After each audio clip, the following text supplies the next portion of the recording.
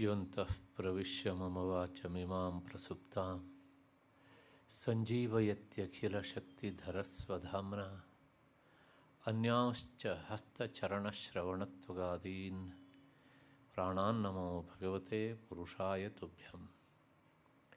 ಯಾ ವರ್ಣಪದವಾಕ್ಯಾರ್ಥಗದ್ಯಪದ್ಯಸ್ವರೂಪಿಣಿ ವಾಚಿ ನರ್ತಯತು ಕ್ಷಿಪ್ರಂ ಮೇಧಾನ್ ದೇವಿ ಸರಸ್ವತಿ. ಶ್ರುತಿಸ್ಮೃತಿಪುರಾಣಾನಾಂ ಆಲಯಂ ಕರುಣಾಲಯಂ ನಮಾಮಿ ಭಗವತ್ಪಾದಂ ಶಂಕರಂ ಲೋಕಶಂಕರಂ. ಸಿಂಧೂರಾರುಣವಿಗ್ರಹಾಂ ತ್ರಿನಯನಾಂ ಮಾಣಿಕ್ಯಮೌಲಿಸ್ಫುರತ್ ತಾರಾನಾಯಕಶೇಖರಾಂ ಸ್ಮಿತಮುಖೀಂ ಆಪೀನವಕ್ಷೋರುಹಾಂ ಪಾಣಿಭ್ಯಾಂ ಅಲಿಪೂರ್ಣರತ್ನಚಷಕಂ ರಕ್ತೋತ್ಪಲಂ ಬಿಭ್ರತೀಂ ಸೌಮ್ಯಾಂ ರತ್ನಘಟಸ್ಥರಕ್ತಚರಣಾಂ ಧ್ಯಾಯೇತ್ ಪರಾಮಂಬಿಕಾಂ. ದೃಶಾದ್ರಾಘೀಯಸ್ಯ ದರದಲಿತನೀಲೋತ್ಪಲರುಚ ದವೀಯಾಂಸಂ ದೀನಂ ಸ್ನಪಯ ಕೃಪಯಾ ಮಾಮಪಿ ಶಿವೆ. ಅನೇನಾಯಂ ಧನ್ಯೋ ಭವತಿ ನಚತೆ ಹಾನಿರ್ಯತ ವನೇ ವಾ ಹರ್ಮೇ ವಾ ಸಮಕರ ನಿಪಾತೋ ಹಿಮಕರಃ ವನೇ ವಾ ಹರ್ಮೇ ವಾ ಸಮಕರ ನಿಪಾತೋ ಹಿಮಕರಃ. ನನ್ನ ವೇದಾಂತ ಬಂಧುಗಳೇ, ಈ ಸರಣಿಗೆ ಪ್ರಾಯೋಜಕರಾಗಿ ಸಹಕರಿಸ್ತಾ ಇರುವಂಥ ಎಲ್ಲ ನ್ಯಾಸಕರ್ತ ಪರಿವಾರದವರೇ, ಹಿರಿಯರೇ, ನನ್ನ ಮತ್ತು ನಿಮ್ಮೆಲ್ಲರ ಹೃನ್ಮಂದಿರವನ್ನು ಬೆಳಗ್ತಾ ಇರುವಂತಹ ಶ್ರೀವಿದ್ಯಾ ಎನ್ನುವ ಮಹಾಚೈತನ್ಯ ಸ್ವರೂಪಿಣಿಗೆ ಅನಂತ ಪ್ರಣಾಮಗಳನ್ನು ಸಲ್ಲಿಸಿ ಈ ಸರಣಿಯ 2ನೇ ದಿನದ ಚಿಂತನೆಗೆ ಮುಂದಾಗ್ತಾ ಇದ್ದೇನೆ. ನಿನ್ನೆ ದಿವಸ ನಾವು 219ನೇ ನಾಮವನ್ನು ಕುರಿತು ಚಿಂತನೆ ಮಾಡ್ತಾ ಇದ್ವಿ. ಹರಿಂಕಾರ ಸುಮನೋ ಮಾಧ್ವಿ ಅಂತ. ಈ ನಾಮದಲ್ಲಿ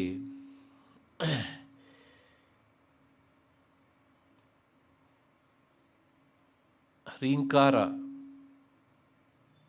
ಮತ್ತು ಮಾಧ್ವಿ, ಅದರ ಒಳಗಿರುವಂತಹ ಮಕರಂದ, ಜೇನುತುಪ್ಪ, ಇದೆರಡನ್ನೂ ಸಹ ಒಂದೊಂದು ವಸ್ತುಗಳಿಗೆ ಹೋಲಿಸ್ತಾ ಇದ್ದಾರೆ. ಹ್ರೀಂಕಾರ ಎನ್ನುವಂಥದ್ದನ್ನು ಹೂವಿಗೆ ಮತ್ತು ಅಲ್ಲಿರುವಂಥ ಹ್ರೀಂಕಾರ ಪ್ರತಿಪಾದ್ಯಗಳಾದಂತಹ ದೇವಿಯನ್ನು ಅಲ್ಲಿರುವ ಮಕರಂದ, ಮಧುವಿಗೆ ಹೋಲಿಸ್ತಾ ಇದ್ದಾರೆ. ಈ ಎಲ್ಲ ನಾಮಗಳಲ್ಲೂ ಈ ಉಪಮಾನ ಉಪಮೇಯ ಭಾವದಿಂದ ವಿಷಯ ಸಾಗ್ತಾ ಇರುತ್ತೆ. ನಿನ್ನೆ ದಿವಸ ನಾನು ಅದನ್ನು ಹೇಳಿದ್ದೇನೆ. ಹಾಗಾಗಿ ಹ್ರೀಂಕಾರವೇ ಪುಷ್ಪ, ದೇವಿಯೇ ಮಧು ಅಂತ ಅಲ್ಲಿರುವಂಥದ್ದು. ಈ ನಾಮದ ಸ್ವಲ್ಪ ವಿಚಾರವನ್ನು ನಿನ್ನೆ ದಿವಸ ನಾನು ಹೇಳಿದ್ದೇನೆ. ಯಾಕೆ ಹೀಗೆ ಹೇಳಿಸ್ತಾರೆ ಅಂತಂದರೆ, ವಾಂಛಿತ ಫಲಪ್ರದಾನ ಸಾಧಕತೆಯ ಸುಮನಸ್ ಸದೃಶಂ. ಹೂವಿಗೆ ನಾವು ಕೇಳಿದ್ದನ್ನು ಕೊಡುವ ಶಕ್ತಿ ಉಂಟು ಅಂತಾರೆ. ಆ ಶಕ್ತಿ ಯಾವುದು ಅಂತಂದರೆ, ಒಂದು ಸುವಾಸನೆ. ಹಾಗೆ ಅಂತ ಶಕ್ತಿ ಉಂಟು ಅಂತ ಅಂದ್ಕೊಂಡು ಜಾಜಿ ಹೂವನ್ನು ಕೈಲಿಟ್ಕೊಂಡು ನೀನು ಸಂಪಿಗೆ ಹೂವಿನ ವಾಸನೆ ಕೊಡು ಅಂದರೆ ಅದು ಕೊಡೋದಿಲ್ಲ. ಇದು ಗೊತ್ತಿರಬೇಕು ನಮಗೆ. ಆದ್ರೂ ಸಹ ಹೂವಿಗೆ ಸುವಾಸನೆಯನ್ನು ಕೊಡುವ ಶಕ್ತಿ ಉಂಟು. ನಾವು ಮೊದಲೇ ಅದನ್ನು ಬಯಸಿರ್ತೇವೆ. ನಾನು ಸಂಪಿಗೆ ಹೂವಿನ ವಾಸನೆಯನ್ನು ಆಸ್ವಾದಿಸಬೇಕು ಅಂತ ಅಂದ್ಕೊಂಡಿದ್ದರೆ ಆ ಹೂವನ್ನು ಕೈಗೆತ್ತಿಕೊಂಡ್ರೆ ಆ ವಾಸನೆಯನ್ನು ಅದು ಕೊಡುತ್ತೆ. ಹಾಗೆ ಜಾಜಿ ಹೂವಿನ ವಾಸನೆಯನ್ನು, ಸುಗಂಧವನ್ನು ನಾನು ಅನುಭವಿಸಬೇಕು ಅಂತ ಅಂದ್ಕೊಂಡ್ರೆ, ಕೈಯಲ್ಲಿ ಇಟ್ಕೊಂಡ್ರೆ ಅದು ಆ ವಾಸನೆಯನ್ನು ನಮಗೆ ಅನುಭವಕ್ಕೆ ತರ್ತದೆ. ಅಲ್ಲಿಗೆ ಏನು ಹೇಳ್ದಂಗಾಯಿತು, ಹೂವಿಗೆ ನಮ್ಮ ಅಪೇಕ್ಷೆಯನ್ನು, ಅಂದರೆ ಸುಗಂಧವನ್ನು ನೀಡುವುದರ ಮೂಲಕ ನಮ್ಮ ಅಪೇಕ್ಷೆಯನ್ನು ಈಡೇರಿಸುವ ಶಕ್ತಿ ಹೇಗುಂಟೋ ಹಾಗೆ ಜಗನ್ಮಾತೆಗೂ ಸಹ ಭಕ್ತರ ಇಷ್ಟಾರ್ಥವನ್ನು ಈಡೇರಿಸಿಕೊಡುವಂತಹ ಶಕ್ತಿ ಉಂಟು. ಆದದ್ರಿಂದ ಈ ರೀತಿಯಾದಂತಹ ಉಪಮಾನಗಳನ್ನು ಕೊಡ್ತಾ ಹೋಗ್ತಾರೆ. ಮತ್ತು ಇನ್ನೊಂದು ಮಾತು ಹೇಳ್ತಾರೆ ಅಲ್ಲಿ, ಏನು ಅಂದರೆ, ಈ ಹೂವುಗಳನ್ನು ನಾವು ಕೊಯ್ಯುವಾಗ ಅಥವಾ ದೇವರಿಗೆ ಸಮರ್ಪಿಸುವಾಗ ಅತ್ಯಂತ ಜಾಗರೂಕತೆಯಿಂದ ಎಚ್ಚರಿಕೆ ವಹಿಸಬೇಕು. ಅಂದರೆ ತುಂಬ ಏನು ಹೇಳಬೇಕು, ಆ ಹೂವುಗಳನ್ನು ಒರಟುತನದಿಂದ ನಾವು ಕೊಯ್ಯಲೂಬಾರ್ದು, ದೇವರಿಗೆ ಸಮರ್ಪಿಸಲೂಬಾರ್ದು. ಹಾಗೆ ಮಾಡಿದಿಂದ ಹೂವಿನ ದಳಗಳು ಉದುರಿ ಹೋಗ್ತವೆ. ಹಾಗೆಯೇ ಇಲ್ಲಿ ಹೂವು ಉಂಟಲ್ಲ, ಯಾವುದು ಅಂದರೆ ಹ್ರೀಂಕಾರ, ಅದನ್ನು ನಾವು ಎರ್ರ ಬಿರ್ರ ಉಚ್ಚರಿಸಬಾರದು ಅಂತ. ಸಂಸ್ಕೃತದಲ್ಲಿ ಒಂದು ಅಕ್ಷರವನ್ನು ಹೇಗೆ ಉಚ್ಚರಿಸಬೇಕು ಅನ್ನೋದಕ್ಕೊಂದು ನಿಯಮ ಉಂಟು. ಏನು ನಿಯಮ ಅಂತಂದರೆ, ಗೀತಿ ಶೀಘ್ರೀ ಶಿರಃಕಂಪಿ ಯಥಾಲಿಖಿತ ಪಾಠಕ ಅನರ್ಥಜ್ಞ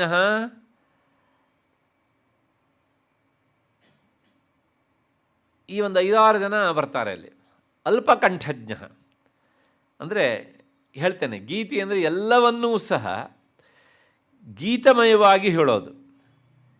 ಕೆಲವು ಜನರಿಗೆ ಒಂದು ಚಟ ಇರ್ತದೆ, ಮಾತನಾಡೋದು ಎಲ್ಲವನ್ನು ಎಳೆದು ಎಳೆದು ಎಳೆದು ಒಂಥರ ಇಲಾಸ್ಟಿಕ್ ಮಾಡಿ ಹೇಳೋದು. ಹಾಗೆ ಹೇಳುವಂಥವನನ್ನು ಗೀತಿ ಅಂತ ಕರೀತಾರೆ. ಸುಮ್ಮನೆ ಹಿರಿಂಕಾರ ಅಂತ ಇದೆಯಲ್ಲ, ಅದನ್ನು ಸುಮ್ಮನೆ ಉದ್ದಕ್ಕೆ ಎಳಿತಾ ಇರೋದು ಅದನ್ನು ಹೀಗೆ ಅಂತ. ಹಾಗೆ ಹೇಳೋದ್ರಿಂದ ಅದಕ್ಕೆ ಹಿಂಸೆ ಆಗ್ತದೆ ಒಂದು.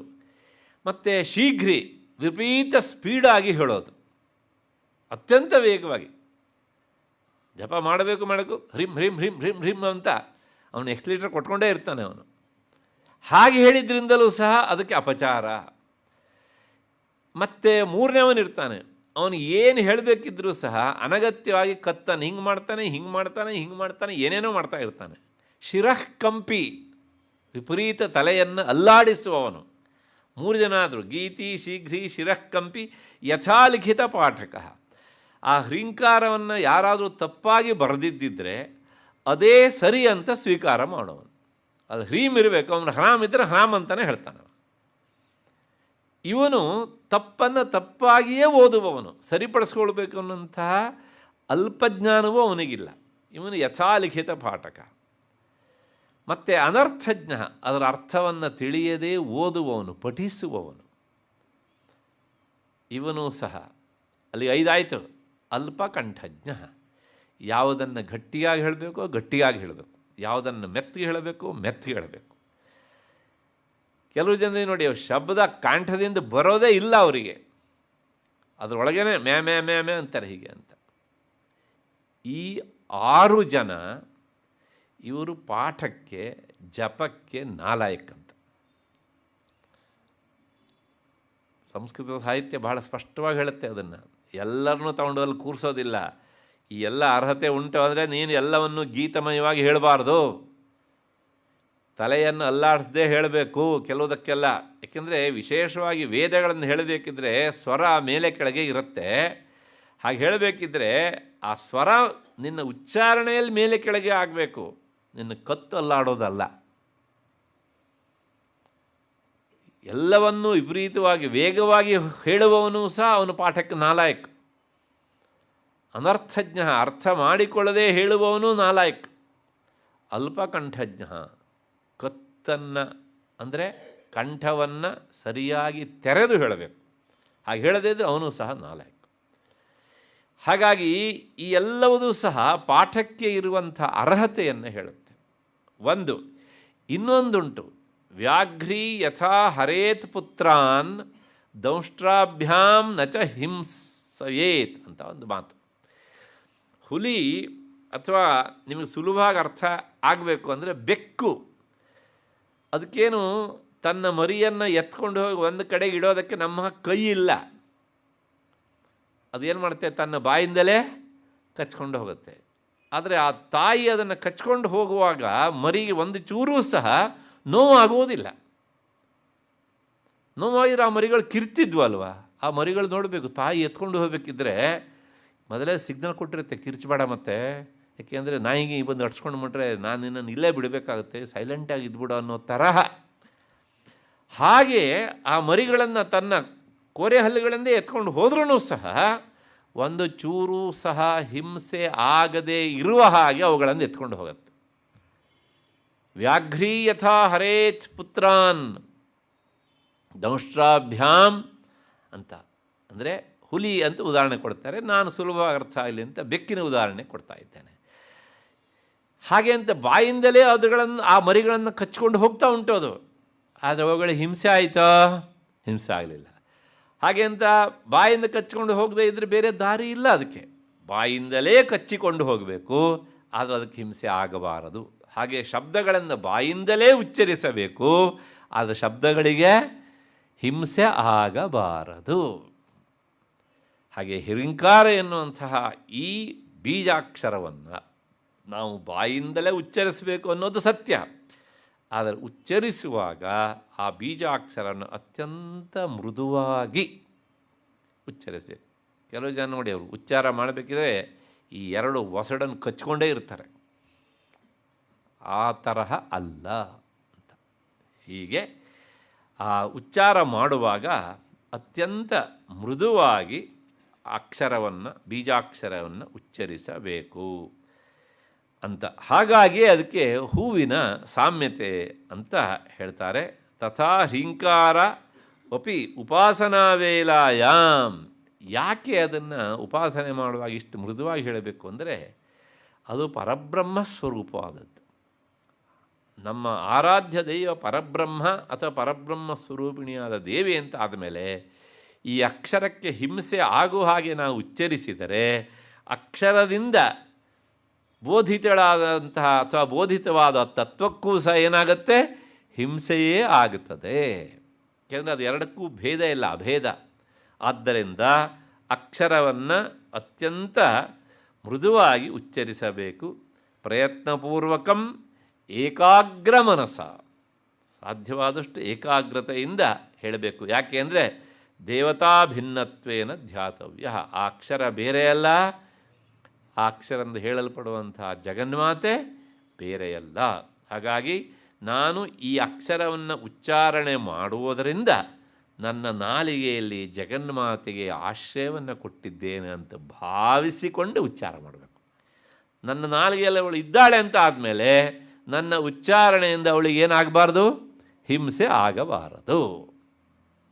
ಆದ್ದರಿಂದ ಹಾಗೆ ಉಚ್ಚರಿಸಬೇಕು.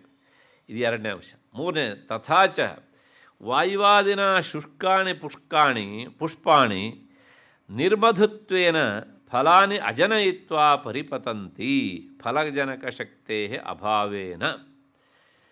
ಹರಿಂಕಾರವನ್ನು ಹೂವಿಗೆ ಹೋಲಿಸ್ತಾ ಇದ್ದಾರೆ ಅಂತ ಹೇಳಿದೆ, ಜಗನ್ಮಾತೆಯನ್ನು ಮಕರಂದಕ್ಕೆ ಹೋಲಿಸ್ತಾ ಇದ್ದಾರೆ ಅಂತ.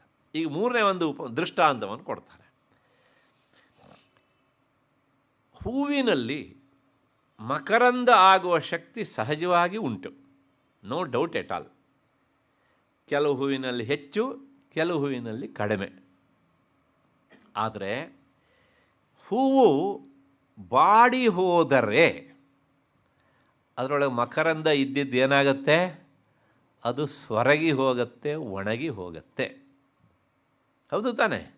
ಹಾಗೆಯೇ ಈ ಹ್ರೀಂಕಾರ ಎನ್ನುವಂಥ ಹೂವು ಅದು ಒಣಗಿ ಹೋದರೆ ಅಲ್ಲಿರುವ ಮಕರಂದವೂ ಸಹ ನಮಗೆ ಸಿಗುವುದಿಲ್ಲ, ಅದರಿಂದ ಸಿಗುವಂಥ ಆನಂದವೂ ಸಿಗುವುದಿಲ್ಲ. ಹಾಗಿದ್ರೆ ಒಣಗಿ ಹೋಗೋದು ಅಂದರೆ ಹೇಗೆ? ಲೋಕದ ಹೂವು ಇವತ್ತು ಅರಳಿ ವಿಪರೀತ ಗಾಳಿ ಬೀಸಿದರೆ ಅವತ್ತೇ ಒಣಗ್ತದೆ, ಆದರೆ ಕೆಲವು ಹೂವುಗಳು ವಾರಗಟ್ಟಲೆ ಹಾಗೇ ಇರ್ತವೆ. ಹಾಗೆ ಹ್ರೀಂಕಾರ ಎನ್ನುವಂಥ ಹೂವು ಒಣಗುವುದು ಅಂದರೆ ಹೇಗೆ ಅಂದರೆ, ಅದನ್ನು ನಾವು ಬಾಯಿಂದ ಉಚ್ಚರಿಸದೆ ಅದನ್ನು ಉಪಾಸನೆ ಮಾಡದೇ ಇದ್ದರೆ ಆ ಹ್ರೀಂಕಾರ ಎನ್ನುವಂಥ ಹೂವು ಏನಾದಂತೆ, ಒಣಗಿ ಹೋದಂತೆ. ಯಾವಾಗ ಈ ಹೂವು ಒಣಗಿ ಹೋಗ್ತಿದೆಯೋ, ಹ್ರೀಂಕಾರ ಎನ್ನುವಂಥ ಹೂವು, ಅದರಲ್ಲಿರುವಂಥ ಮಕರಂದ ಸ್ಥಾನೀಯವಾದಂಥ ಜಗನ್ಮಾತೆ ಅಲ್ಲಿ ಇರುವುದಿಲ್ಲ. ಒಣಗಿದ ಹೂವಿನಲ್ಲಿ ಮಕರಂದ ಇರ್ತದೆಯಾ? ಇಲ್ಲ. ಹೌದು ತಾನೆ? ಹೀಗೆ ಈ ಸಂದರ್ಭ ಬಂದಿದ್ದಕ್ಕೆ ಒಂದು ಮಾತು ಹೇಳ್ತೇನೆ. ಎಷ್ಟೋ ಮನೆಗಳಲ್ಲಿ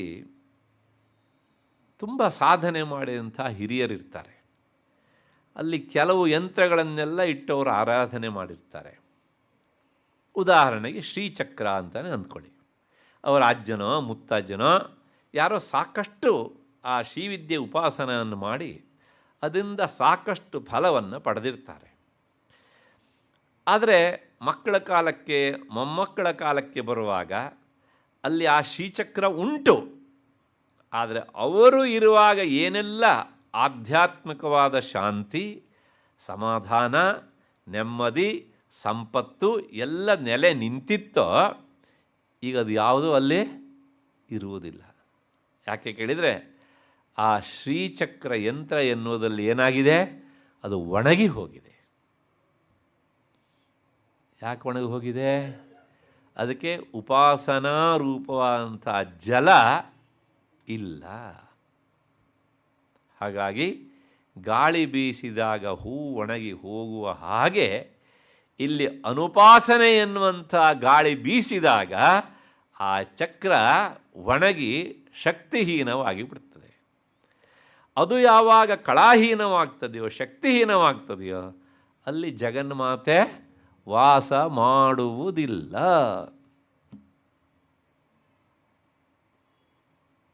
ಇದು ನಮಗೆ ಗೊತ್ತಿರಬೇಕು. ಯಂತ್ರದಿಂದಾಗಿ ನಾವು ಸಹಜವಾಗಿ ಶಕ್ತಿಯನ್ನು ಪಡ್ಕೊಳ್ಳೋದಿಲ್ಲ. ನಮ್ಮ ಉಪಾಸನೆಯಿಂದಾಗಿ ಅದಕ್ಕೆ ಶಕ್ತಿ.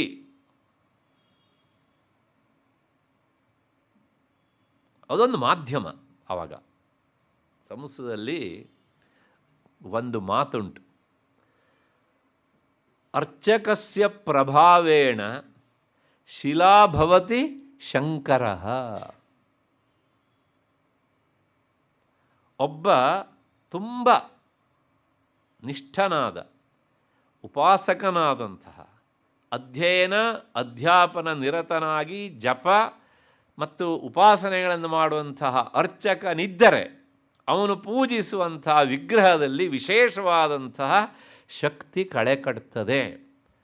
ಅದು ಮೊದಲು ಕಲ್ಲೇ ಆಗಿರ್ಬೋದು, ಆದರೆ ಇವನ ಈ ತಪಸ್ಸಿನ ಪ್ರಭಾವದಿಂದಾಗಿ, ಸಾಧನೆಯ ಪ್ರಭಾವದಿಂದಾಗಿ, ನಿಯಮಿತ ಜೀವನದ ಕ್ರಮದಿಂದಾಗಿ ಆ ವಿಗ್ರಹದಲ್ಲಿ ಬೇರೆ ವಿಗ್ರಹಗಳಿಗಿಂತ ಹೆಚ್ಚು ಶಕ್ತಿ ಸಂಚಯವಾಗ್ತದೆ. ಹಾಗಾಗಿ ಅರ್ಚಕಸ್ಯ ಪ್ರಭಾವೇಣ ಶಿಲಾಭವತಿ ಶಂಕರ. ಶಿಲೆಯೂ ಸಹ, ಸಾಮಾನ್ಯ ಶಿಲೆಯೂ ಸಹ ಏನಾಗ್ತದೆ, ಅದು ಶಂಕರ ಸಾಕ್ಷಾತ್ ಶಿವನ ಸಾನ್ನಿಧ್ಯ ಅಲ್ಲಿ ಒದಗಿ ಬರ್ತದೆ. ಇದು ಒಂದು ಉದಾಹರಣೆ ಅಷ್ಟೇ. ಶಿವನೂ ಆಗಿರಬಹುದು, ವಿಷ್ಣುವೂ ಆಗಿರಬಹುದು, ಜಗನ್ಮಾತೆಯೂ ಆಗಿರಬಹುದು.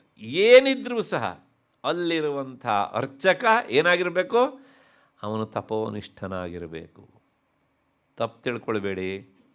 ಪಕ್ಕದ ರಾಜ್ಯದಲ್ಲಿ ಇದರ ಗೊತ್ತು ಗುರಿ ಮತ್ತು ಅನುಷ್ಠಾನ ಮತ್ತು ಮಂತ್ರಗಳ ಮಹತ್ವ ಇದು ಯಾವುದೂ ಗೊತ್ತಿಲ್ಲದೇ ಇದ್ದವರನ್ನು ಸರ್ಕಾರ ಅರ್ಚಕರನ್ನಾಗಿ ನೇಮಿಸಿತು. ಸರ್ಕಾರದ ಪಾಲಿಸಿ ಬೇರೆ. ಅಧ್ಯಾತ್ಮದ ವಿಚಾರ ಸರ್ಕಾರದ ನಿಯಮಕ್ಕೆ ಸಂಬಂಧಪಟ್ಟವುಗಳಲ್ಲವು. ಕೆಲವು ಮತದಲ್ಲಿ ಇವೆ, ನೀವು ವಾರಕ್ಕೊಂದ್ಸಲ ಸ್ನಾನ ಮಾಡಿದ್ರು ಚಿಂತೆ ಇಲ್ಲ, ಅವತ್ತಲ್ಲೂ ಹೋಗ್ಬಿಟ್ಟು ಮುಖ ತೊಳಿತೇನೆ ಅಂತ ತಪ್ಪು ತಿಳ್ಕೊಳ್ಬೇಡಿ. ಕ್ಯಾಕರಿಸಿ ಊದು ಕೈಕಾಲು ತೊಳೆದಿದ್ದೇನೆ ಅಂತ ಅಂದ್ಕೊಂಡು ತೊಳಿಬೇಕು ಅಂತಿಲ್ಲ. ಒಳಗೋಗಿ ನೀವು ಕಿವಿ ಹತ್ತಿರ ಬೆರಳಿಟ್ಕೊಂಡು ಮಾಡಿದರೆ ಅವರಿಗೆ ಆಗುತ್ತೆ. ಇನ್ನು ಕೆಲವು ಮತದೊಳಗೆ ನೀವು ವಾರಕ್ಕೊಂದು ದಿವಸ ಹೋಗಿ ಈ ವಾರ ಹಿಂದಿನ ವಾರ ನಾನು ಏನೆಲ್ಲ ಮಾಡಿದ್ನೋ ಅದೆಲ್ಲವನ್ನು ಸಹ ಕ್ಷಮಿಸಿಬಿಡು ಅಂತ ಕೇಳಿಬಿಟ್ರೆ ನೀವು ಕೇಳೋದಕ್ಕೆ ಕಾಯ್ತಾ ಇರ್ತಾನೆ. ತಕ್ಷಣ ಕ್ಷಮಿಸಿದ್ದೇನೆ, ಹೋಗು, ನಾಳೆಯಿಂದ ಮತ್ತೆ ಶುರು ಮಾಡ್ಕೋ ಅಂತ ಹೇಳುವಂಥ ದೇವರುಗಳು ಸಿಗ್ತಾರೆ.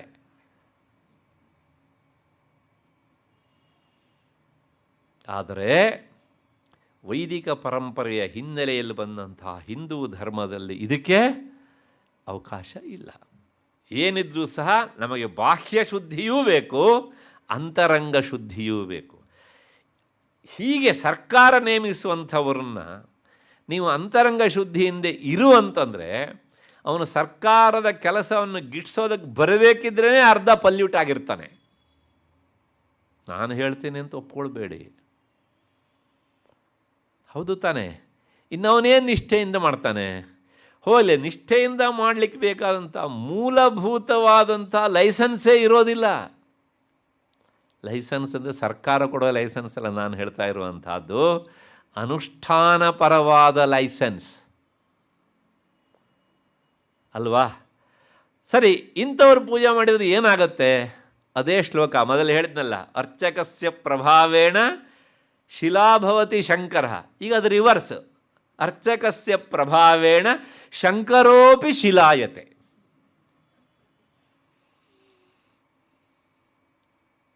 ಹೌದು ತಾನೆ?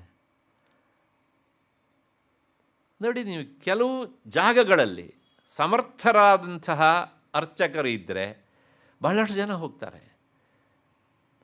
ಇನ್ನು ಕೆಲವು ಕಡೆಗೆ ಅವರು ಇಲ್ಲದೇ ಇದ್ದಾಗ ಹೋಗ್ತಾ ಇದ್ದಂಥ ಜನವೂ ಸಹ ಹೋಗೋದನ್ನು ನಿಲ್ಲಿಸಿಬಿಡ್ತಾರೆ. ಯಾಕೆ ಹೀಗಾಗತ್ತೆ? ಅಂದರೆ ಅಲ್ಲಿನ ವಿಗ್ರಹಕ್ಕೋ ಆ ಯಂತ್ರಕ್ಕೋ ಶಕ್ತಿಯನ್ನು ತುಂಬುವಂತಹ ಒಂದು ಕಲೆ ಅದು ಅನುಷ್ಠಾನಿಕನಾದವನಿಗೆ ಗೊತ್ತಿರ್ತದೆ, ಅವನು ಮಾಡಬೇಕು. ಜಯನಗರದಲ್ಲಿ ಕೆಲವು ವರ್ಷಗಳ ಹಿಂದೆ ಒಬ್ಬರಿದ್ದರು. ಅವರು ತುಂಬ ಚೆನ್ನಾಗಿ ವೇದಾಧ್ಯಯನವನ್ನು ಮಾಡಿದಂಥ ಋಗ್ವೇದಿಗಳು, ಒಳ್ಳೆಯ ಘನಪಾಠಿಗಳು, ಸಂಸ್ಕೃತವನ್ನು ಚೆನ್ನಾಗಿ ಬಲ್ಲವರು. ಅವರೊಂದು ನಿಯಮ ಇಟ್ಕೊಂಡಿದ್ದರು.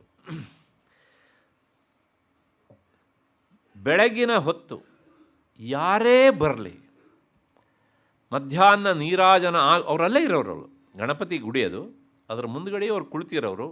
ಯಾರಾದರೂ ಬಂದರೆ ಅವರಿಗೆ ತೀರ್ಥ ಕೊಡೋರು, ಪ್ರಸಾದ ಕೊಡೋರು. ಮಾತನಾಡುವಂತಿದ್ದರೆ ಸಂಸ್ಕೃತದಲ್ಲಿಯೇ ಮಾತನಾಡ್ತಾಯಿದ್ರು. ಕನ್ನಡದಲ್ಲೂ ಇಲ್ಲ, ಇಂಗ್ಲೀಷಲ್ಲೂ ಇಲ್ಲ. ಒಂದು ಅವರಿಗೆ ತೀರ್ಥ ಕೊಟ್ಟರು, ಪ್ರಸಾದ ಕೊಟ್ಟರು. ಇವರು ಬಂದು ಕುಳಿತರು, ಪುಸ್ತಕ ಬಿಚ್ಚಿದ್ರು, ಮತ್ತು ಪುನಃ ವೇದ ಪಾರಾಯಣವನ್ನು ಶುರು ಮಾಡಿದರು. ಬಂದರೆ ಅಲ್ಲಿಗೆ ನಿಲ್ಲಿಸಿದ್ರು, ತಮ್ಮ ಕರ್ತವ್ಯ ಮಾಡಿದ್ರು. ಹೀಗೆ ಮಧ್ಯಾಹ್ನ 1 ಗಂಟೆ ನೀರಾಜನ ಆಗುವವರೆಗೂ ಸಹ ಇದೇ ರೀತಿಯಾಗಿ ಕಳೀತಿತ್ತು. ಮಧ್ಯಾಹ್ನ ಮೇಲೆ ಬಂದಾಗ ಕನ್ನಡದಲ್ಲಿ ಮಾತನಾಡ್ತಿದ್ದರು. ಆಗಲೂ ಸಹ ಅಧ್ಯಯನ ಆಗ್ತಾನೆ ಇರ್ತಿತ್ತು. ಈಗ ನಮ್ಮಲ್ಲಿ ಈ ಅಧ್ಯಯನ ಅನ್ನೋದುಂಟಲ್ಲ, ಅದು ತಪಸ್ಸಿನ ಒಂದು ಭಾಗ. ನಾವು ಅದನ್ನು ಮರಿಬಾರ್ದು.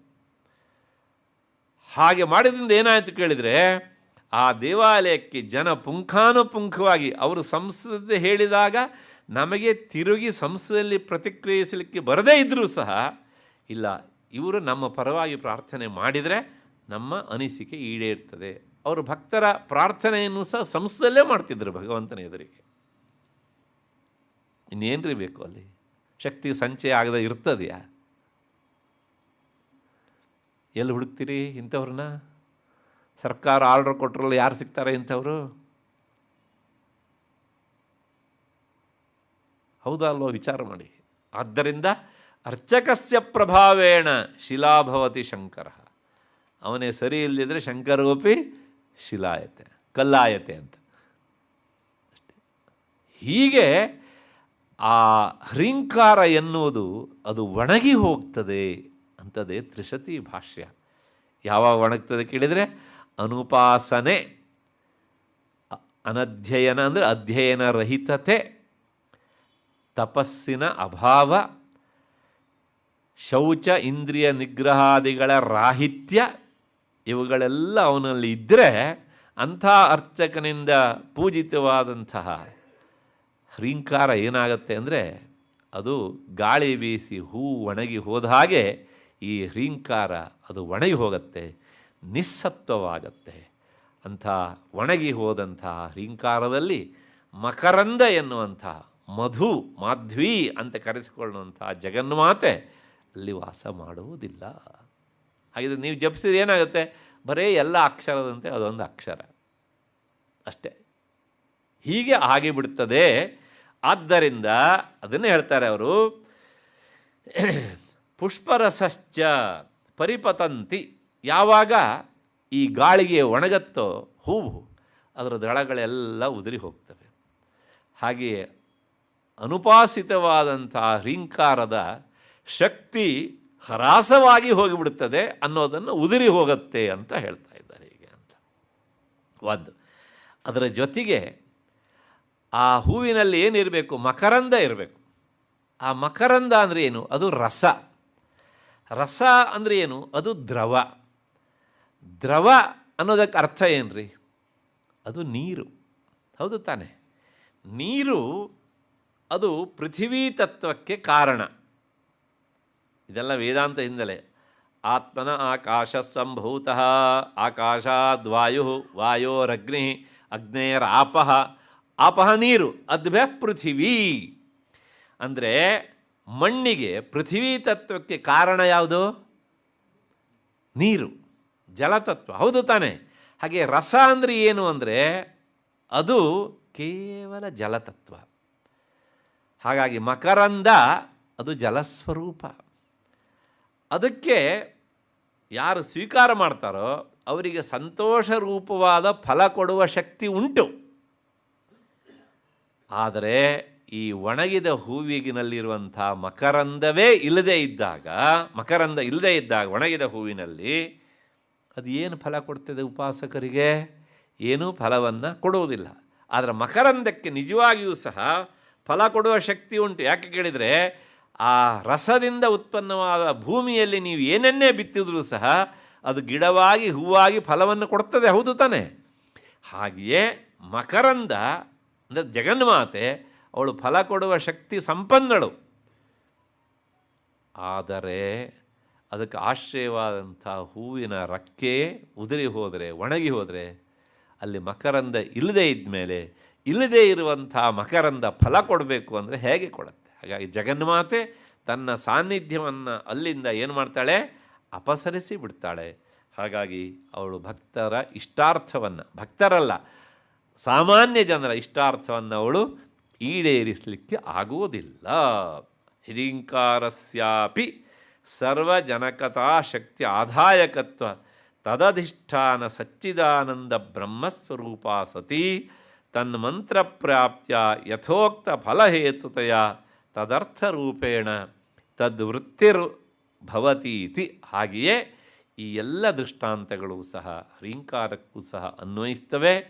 ಹಾಗಾಗಿ ಹ್ರೀಂಕಾರವನ್ನು ಒಣಗಿಸಬಾರದು, ಅಂದರೆ ಅನುಪಾಸಿತರಾಗಿ ಮನೆಯಲ್ಲಿ ನಾವು ಅದನ್ನು ಇರಬಾರದು, ಇಟ್ಕೊಳ್ಬಾರ್ದು ಅಂತ ಒಂದು. ಹಾಗೆ ಆ ಮಧು ಜಗನ್ಮಾತೆ ಫಲ ಕೊಡುವ ಶಕ್ತಿ ಸಂಪನ್ನಗಳಾದರೂ ಸಹ ಯಾವಾಗ ಹ್ರೀಂಕಾರ ಒಣಗಿ ಹೋಗುತ್ತೋ ಅಲ್ಲಿ ಅವಳು ಅಲ್ಲಿ ವಾಸ ಮಾಡುವುದಿಲ್ಲ. ಆದ್ದರಿಂದ ಯಾರು ಹೆಚ್ಚೆಚ್ಚಾಗಿ ಹ್ರೀಂಕಾರದ ಉಪಾಸನೆ ಮಾಡ್ತಾರೋ ಅಲ್ಲಿ ಜಗನ್ಮಾತೆಯ ಸಾನ್ನಿಧ್ಯ ಹೆಚ್ಚಾಗಿರ್ತದೆ. ಎಷ್ಟೆಷ್ಟು ಉಪಾಸನೆ ಮಾಡ್ತೇವೋ ಅಷ್ಟೆಷ್ಟು ಹ್ರೀಂಕಾರ ರೂಪ ಅಂಥ ಪುಷ್ಪ ಸದಾ ಅದು ಇನ್ನೂ ಫ್ರೆಶ್ ಆಗಿ ಇರ್ತದೆ. ಅಲ್ಲಿ ಮಕರಂದ ಸಂಗ್ರಹವಾಗಿರ್ತದೆ. ಯಾವ ಮಕರಂದ? ಜಗನ್ಮಾತೆ ಎನ್ನುವಂತಹ ಮಕರಂದ. ಇಷ್ಟು ಹಿನ್ನೆಲೆಯಲ್ಲಿ ಈ ನಾಮದ ವಿವರಣೆ ಆಯಿತು ಅಂತ ಅಂದ್ಕೊಳ್ಳೋಣ. ಮುಂದಿನ ನಾಮಕ್ಕೆ ಹೋಗೋಣ. ಹ್ರೀಂಕಾರ ತರುಮಂಜರಿ 220ನೆಯ ನಾಮ. ಹ್ರೀಂಕಾರ ತರುಮಂಜರಿ ಚತುರ್ಥಿ ವಿಭಕ್ತಿಯಲ್ಲಿ ಹೇಳುವಾಗ ಹ್ರೀಂಕಾರ ತರುಮಂಜರಿಯೈ ನಮಃ ಅಂತ ಹೇಳಬೇಕು. ಇಲ್ಲಿ ಹ್ರೀಂಕಾರ ಅನ್ನೋದು ಗೊತ್ತು ನಮಗೆ, ಯಾಕೆಂದರೆ ಹೇಳ್ತಾ ಬಂದಿದ್ದೇವೆ. 2ನೇ ಆವೃತ್ತಿಯಲ್ಲಿ ಹೇಳ್ತಾ ಇದ್ದೇವೆ. 1ನೇ ಆವೃತ್ತಿಯಲ್ಲಿ ಅದರ ಬಿಡಿ ಬಿಡಿಯಾದ ಅಕ್ಷರಗಳನ್ನೆಲ್ಲ ನಾನು ಹೇಳಿದ್ದೇನೆ. ಇಲ್ಲಿ 2 ಶಬ್ದ ಉಂಟು, ತರು ಮತ್ತು ಮಂಜರಿ ಅಂತ. ಈ ಶಬ್ದಗಳಿಗೆ ಅರ್ಥ ನೋಡಬೇಕು ನಾವು. ನೋಡಿ, ಸಂಸ್ಕೃತದಲ್ಲಿ ವೃಕ್ಷಕ್ಕೆ ನಾವು ಯಾವುದನ್ನು ಕನ್ನಡದಲ್ಲಿ ಮರ ಅಂತ ಕರಿತೇವಲ್ಲ, ಅದನ್ನು ಸಂಸ್ಕೃತದಲ್ಲಿ ತರು ಅಂತ ಕರೀತಾರೆ. ಸಂಸ್ಕೃತದಲ್ಲಿ ನೀವು ಯಾವುದೇ ಶಬ್ದ ಹೇಳಿದರೂ ಸಹ ಅದರ ಹಿಂದೆ ಒಂದು ಎಟಿಮಾಲಜಿ ಇರ್ತದೆ. ಶಬ್ದದ ನಿಷ್ಪತ್ತಿ ಬಹಳ ವಿಶಿಷ್ಟವಾದ ಅರ್ಥವನ್ನು ಕೊಡುತ್ತೆ. ಇನ್ನೊಂದು ಶಬ್ದ ಉಂಟು, ಪಾದಪ ಅಂತ ಕರೀತಾರೆ ಸಂಸ್ಕೃತದಲ್ಲಿ. ಯಾವುದನ್ನು? ಮರವನ್ನು ಪಾದಪ ಅಂತ. ನಿಮಗೆ ಹೇಳಿದರೆ ಆಶ್ಚರ್ಯ ಆಗ್ಬೋದು. ಆ ಪಾದಪ ಎನ್ನುವಂತಹ ಶಬ್ದ ಮತ್ತು ಈ ವೃಕ್ಷ ತರು ಎನ್ನುವಂತಹ ಶಬ್ದ ಇವೆಲ್ಲ ಒಂದು ಅದ್ಭುತವಾದ ಅರ್ಥವನ್ನು ಕೊಡ್ತವೆ. ಇನ್ಯಾವ ಭಾಷೆಯಲ್ಲೂ ಸಹ ಇಂಥ ಎಟಿಮಾಲಜಿಯನ್ನು ನೀವು ನೋಡೋದಕ್ಕಾಗೋದಿಲ್ಲ. ನೋಡಿ, ಆ ಪಾದಪ ಅನ್ನೋದನ್ನು ಮೊದಲು ಹೇಳಿಬಿಡ್ತೇನೆ, ಆಮೇಲೆ ತರು ಎನ್ನುವ ಶಬ್ದ ಅರ್ಥವನ್ನು ಹೇಳ್ತೇನೆ. ಪಾದಪ ಮೇಲ್ನೋಟಕ್ಕೆ ನೋಡ್ರಿ ಏನೂ ಅರ್ಥ ಆಗೋದಿಲ್ಲ. ಪಾದ ಅಂದರೆ ಏನಪ್ಪ? ಈಗ ಗೊತ್ತಾಗುತ್ತೆ ನಮಗೆ, ಕಾಲು ಅಲ್ವಾ ಪಾದ. ಮರದ ಪಾದ ಯಾವುದು? ಬೇರು, ಹೌದು ತಾನೆ?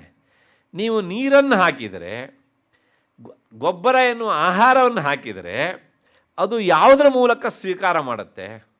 ತನ್ನ ಪಾದಗಳು ಎನ್ನುವಂಥ ಬೇರಿನ ಮೂಲಕ ಸ್ವೀಕಾರ ಮಾಡುತ್ತೆ, ಹೌದು ತಾನೆ? ಆದ್ದರಿಂದ ಪಾದೈಹಿ ಬೇರುಗಳಿಂದ ಅಂತ ಅರ್ಥ. ಪಿಬತಿ ಕುಡಿತದೆ, ಆದ್ದರಿಂದ ಪಾದಪಃ. ಗಿಡಕ್ಕೆ ನೀರು ಹಾಕಬೇಕಿದ್ರೆ ಆ ಗಿಡದ ಟೊಂಗೆಯ ತುದಿ ಯಾವುದೋ ಒಂದು ಎಲೆಗೆ ನೀರು ಹಾಕಿ ಜಲಂ ಸಮರ್ಪಯಾಮಿ ಅಂದರೆ ಆ ಗಿಡ ಚಿಗುರ್ತದೆಯಾ? ಎಲ್ಲ ಹಾಕಬೇಕು, ಬುಡಕ್ಕೆ ಹಾಕಬೇಕು. ಇಲ್ಲ ಯಾವುದೋ ಒಂದು ಎಲೆಯ ತುದಿಗೆ ಒಂದಿಷ್ಟು ಸರ್ಕಾರಿ ಗೊಬ್ಬರ ಹಾಕಿದರೆ ಅದು ಚಿಗುರ್ತದೆಯಾ, ಬೆಳೀತದೆಯಾ? ಇಲ್ಲ. ಯಾಕೆ ಕೇಳಿದರೆ ಅದರ ಸ್ವಭಾವ ಏನು ಕೇಳಿದರೆ ತನ್ನ ಬೇರಿನ ಬುಡದಲ್ಲಿ ನೀವು ಏನನ್ನಾದರೂ ಹಾಕಿ ಅದು ಸ್ವೀಕಾರ ಮಾಡುತ್ತೆ. ಯಾಕೆಂದರೆ ಅದರ ಸ್ವಭಾವ ಕಾಲಿನ ಮೂಲಕವೇ ಸ್ವೀಕಾರ ಮಾಡೋದು. ಮನುಷ್ಯನಿಗೆ ಆಗತ್ತಾ? ಇಲ್ಲ. ತುಂಬ ಹಸಿದಿದೆಯಮ್ಮ ಅಂತ ಯಾರಿದ್ದ ಮನೆಗೆ ಹೋಗ್ತೇವೆ, ಆಯಿತು ಅಲ್ಲೇ ಇರಿ ನೀವು ಬಡಿಸ್ತೇನೆ ಅಂತ ಕಾಲ ಮೇಲೆ ತಂದುಬಿಟ್ಟು 2 ಸೌಟು ಅನ್ನ 1 ಸೌಟು ಸಾಂಬಾರು ಬಡಿಸಿದರೆ ತೃಪ್ತಿ ಆಯಿತಾ ಅಂತ ಕೇಳಿದ್ರೆ ಏನು ಹೇಳ್ತೀರಿ ನೀವು? ತೃಪ್ತಿ ಆಗತ್ತಾ ಮನುಷ್ಯನಿಗೆ? ಅಂದರೆ ಈ ಸೃಷ್ಟಿಯ ವೈಚಿತ್ರ್ಯ ಗಮನಿಸಿ. ಮನುಷ್ಯನಿಗೆ ಇಲ್ಲ ಹಾಕಿದರೆ ನೀವು ಕೆಳಗೆ ಹೋಗಬೇಕು, ಅದು ಅವನ ಹಣ ಬರ. ಅವಕ್ಕಾಗಲ್ಲ, ನೀವು ಕೆಳಗೆ ಹಾಕಿದರೆ ಅದು ಮೇಲಕ್ಕೆ ಸಪ್ಲೈ ಆಗುತ್ತೆ ಅಲ್ವಾ? ಮತ್ತು ಪ್ರಾಣಿಗಳಿಗೆ ಮುಖ ಇಲ್ಲಿರುತ್ತೆ, ಬಾಯಿ ಇಲ್ಲಿರುತ್ತೆ, ಹೊಟ್ಟೆ ಇಲ್ಲಿರುತ್ತೆ, ಸಮಾನ ಅಂತರ. ಏನೋ ಒಂದು ಸ್ವಲ್ಪ ಒಂದು 3-4 ಇಂಚು ಆಚೆ ಈಚೆ ಹೆಚ್ಚಾಸಿರ್ಬೋದು, ಏನಿದ್ರೂ ಸಹ ಹೀಗೆ ಸ್ಟ್ರೇಟು ಆಗೇ ಇರುತ್ತೆ. ಹೌದು ತಾನೆ? ಆದ್ದರಿಂದ ಮರಗಳಿಗೆ ನೀವು ನೀರನ್ನು ಹಾಕಿದರೆ ಅದು ಊರ್ಧ್ವಗತಿ, ಮೇಲ್ಮುಖವಾಗಿ ಹೋಗುತ್ತೆ. ಆದ್ದರಿಂದ ವೃಕ್ಷಗಳಿದ್ದು ಊರ್ಧ್ವಗತಿ, ಪ್ರಾಣಿಗಳಿದ್ದು ತಿರ್ಯಗ್ಗತಿ, ಮನುಷ್ಯನದು ಅಧೋಗತಿ. ಇವನಿಗೇನಾದರೂ ಇಲ್ಲಿ ಹಾಕಿದ ಮೇಲಕ್ಕೆ ಹೋಯಿತು ಅಂದರೆ ಅಷ್ಟೇ, ಮೇಲಕ್ಕೆ ಪರ್ಮನೆಂಟಾಗಿ ಹೋಗ್ಬಿಡ್ತಾನೆ ಅವನು. ಅದಕ್ಕೋಸ್ಕರ ತಾನೆ ತಾಯಿ ನಾವೆಲ್ಲ ಚಿಕ್ಕವರಿರುವಾಗ ಆಹಾರ ಏನಾದ್ರು ತೊಗೊಳ್ಬೇಕಿದ್ರೆ ಸ್ವಲ್ಪ ಕೆಮ್ಮು ಬಂದರೆ ಸಾಕು, ಅಯ್ಯೋ ನೆತ್ತಿ ಹೋಗ್ಬಿಡ್ತು ಅಂತ ಇಲ್ಲಿ ಕುಟ್ಟೋದು, ಅಂದರೆ ಕೆಳಗೆ ಹೋಗಲಿ ಅದು ಅಂತ ಅಲ್ವಾ? ನೋಡಿ, ಪ್ರಕೃತಿಯಲ್ಲಿ ಎಂಥ ಅದ್ಭುತವಾದಂಥ ಒಂದು ವ್ಯವಸ್ಥೆ ಇಟ್ಟಿದ್ದಾನೆ ಭಗವಂತ. ಹಾಗಾಗಿ ಪಾದಪ ಅನ್ನೋದಕ್ಕೆ ಅರ್ಥ, ಒಂದು ಸಂಸ್ಕೃತದ ಮರ ಅನ್ನೋದಕ್ಕೆ ಅರ್ಥವೇ ಬೇರುಗಳಿಂದ ಆಹಾರವನ್ನು ಸ್ವೀಕರಿಸುವಂತಹ ಒಂದು ಸಸ್ಯ. ಅದು ಬಳ್ಳಿ ಇರಲಿ, ಮರ ಇರಲಿ, ದೊಡ್ಡ ಮರ ಇರಲಿ, ಚಿಕ್ಕ ಮರ ಇರಲಿ, ಯಾವುದಾದ್ರೂ ಇರಲಿ. ಅಂದರೆ ಮರ ಎನ್ನುವಂತಹದ್ದಕ್ಕೆ ಸಂಸ್ಕೃತದಲ್ಲಿ ಪಾದಪ ಅಂತ ಕರೀತಾರೆ. ಅದರ ಇನ್ನೊಂದು ಪದ, ಪರ್ಯಾಯ ಪದ ತರು ಅಂತ. ತರು ಅಂತ ಯಾಕೆ ಕರೀತಾರೆ? ಕರು ಅಲ್ಲ, ತರು. ಒಂದೊಂದು ಶಬ್ದಕ್ಕೂ ಎಟಿಮಾಲಜಿ ಉಂಟು. ತರು ಅಂತ ಯಾಕೆ ಕರೀತಾರೆ ಅಂತಂದರೆ ಅದನ್ನು ಹೇಳ್ತಾರೆ, ಫಲಾರ್ಥಿನಃ ಸ್ವಾರೂಢಾನ್ ಜನಾನ್ ಪತನಾದಿಭ್ಯ ಪ್ರತಿಬಂಧಕೇಭ್ಯ ತಾರಯತಿ ಪಾರಂ ಪ್ರಾಪಯತಿ ಫಲಲಾಭೇನ ಸಂತೋಷಯತಿ ಇತಿ ತರುಹು ಅಂತ. ನನಗೆ ಆಶ್ಚರ್ಯ, ನಾನು ಈ ವಿವರಣೆ ಮೊದಲನೇ ಸಲ ನೋಡ್ತಾ ಇದ್ದೇನೆ. ಯಾಕೆ ಸಂಸ್ಕೃತ ಕನ್ನಡದ ಮರ ಅನ್ನೋದನ್ನು ಸಂಸ್ಕೃತದಲ್ಲಿ ತರು ಅಂತ ಕರೀತಾರೆ ಅಂದರೆ ಆಚಾರ್ಯರ ಭಾಷ್ಯ ಅದಕ್ಕೆ. ಒಬ್ಬ ಆ ಮರದಲ್ಲಿರುವಂಥ ಹಣ್ಣನ್ನು ಹೂವನ್ನು ಕೀಳಬೇಕು ಅಂತ ಮರ ಹತ್ತುತ್ತಾನೆ. ಆ ಮರ ಹೇಗಿರುತ್ತೆ? ತುಂಬ ಟೊಂಬೆ ರಂಗೆಗಳಿಂದ ಕೂಡಿರುತ್ತೆ, ಥರ ಸ್ಟೆಪ್ಸ್ ಆಗಿರುತ್ತೆ ಅಂತ ಅಂದ್ಕೊಳ್ಳಿ. ಇವನು ಮೇಲಕ್ಕೆ ಹೋಗ್ತಾನೆ. ಅಕಸ್ಮಾತ್ತಾಗಿ ಟೊಂಗೆ ಹಿಡಿದಾಗ ಕೈ ತಪ್ಪಿ ಕಾಲು ಜಾರಿ ಕೆಳಗೆ ಬಿದ್ದಾಗ ಇನ್ನೊಂದು ಟೊಂಗೆ ಪೂರ್ತಿ ಅವನು ಕೆಳಕ್ಕೆ ಬೀಳದೇ ಇರುವ ಹಾಗೆ ಅವನನ್ನು ಏನು ಮಾಡುತ್ತೆ? ಹಿಡ್ಕೊಳ್ಳುತ್ತೆ. ಕೆಲವು ಮರಗಳು ಮಾತ್ರ ನೇರ ಕೆಳಗೆ ಬೀಳಿಸ್ತವೆ. ಉದಾಹರಣೆ ತೆಂಗಿನ ಮರ ಹತ್ತಿದರೆ ನೀವು ಕೆಳಗೆ ಬಿದ್ದರೆ ಮತ್ತೆ ಅಷ್ಟೇ, ಅವನು ಬಿದ್ದ ಅಂದರೆ ಬಿದ್ದ ಅಷ್ಟೇ ಅಲ್ವಾ? ಆದರೆ ಕೆಲವು ಇರ್ತವೆ, ಈ ಹೊಂಗೆ ಮರಗಳು, ಕಲ್ಪವೃಕ್ಷವನ್ನು ವಿಶೇಷವಾಗಿ ಹೇಳ್ತಾರೆ. ಕಲ್ಪವೃಕ್ಷದ ಮೇಲೆ ಹತ್ತಿ ಯಾರೋ ಬಿದ್ದರೆ ಅವನು ಕೆಳಗೆ ಬೀಳೋಕ್ಕೆ ಕೊಡಲ್ಲ. ಹಾಗೆ ಬೀಳೋದಕ್ಕೆ ಬಿಟ್ಟರೆ ಆ ಶಬ್ದಕ್ಕೆ, ಆ ವೃಕ್ಷಕ್ಕೆ ಅಪಮಾನ ಅದು ಅಂತ.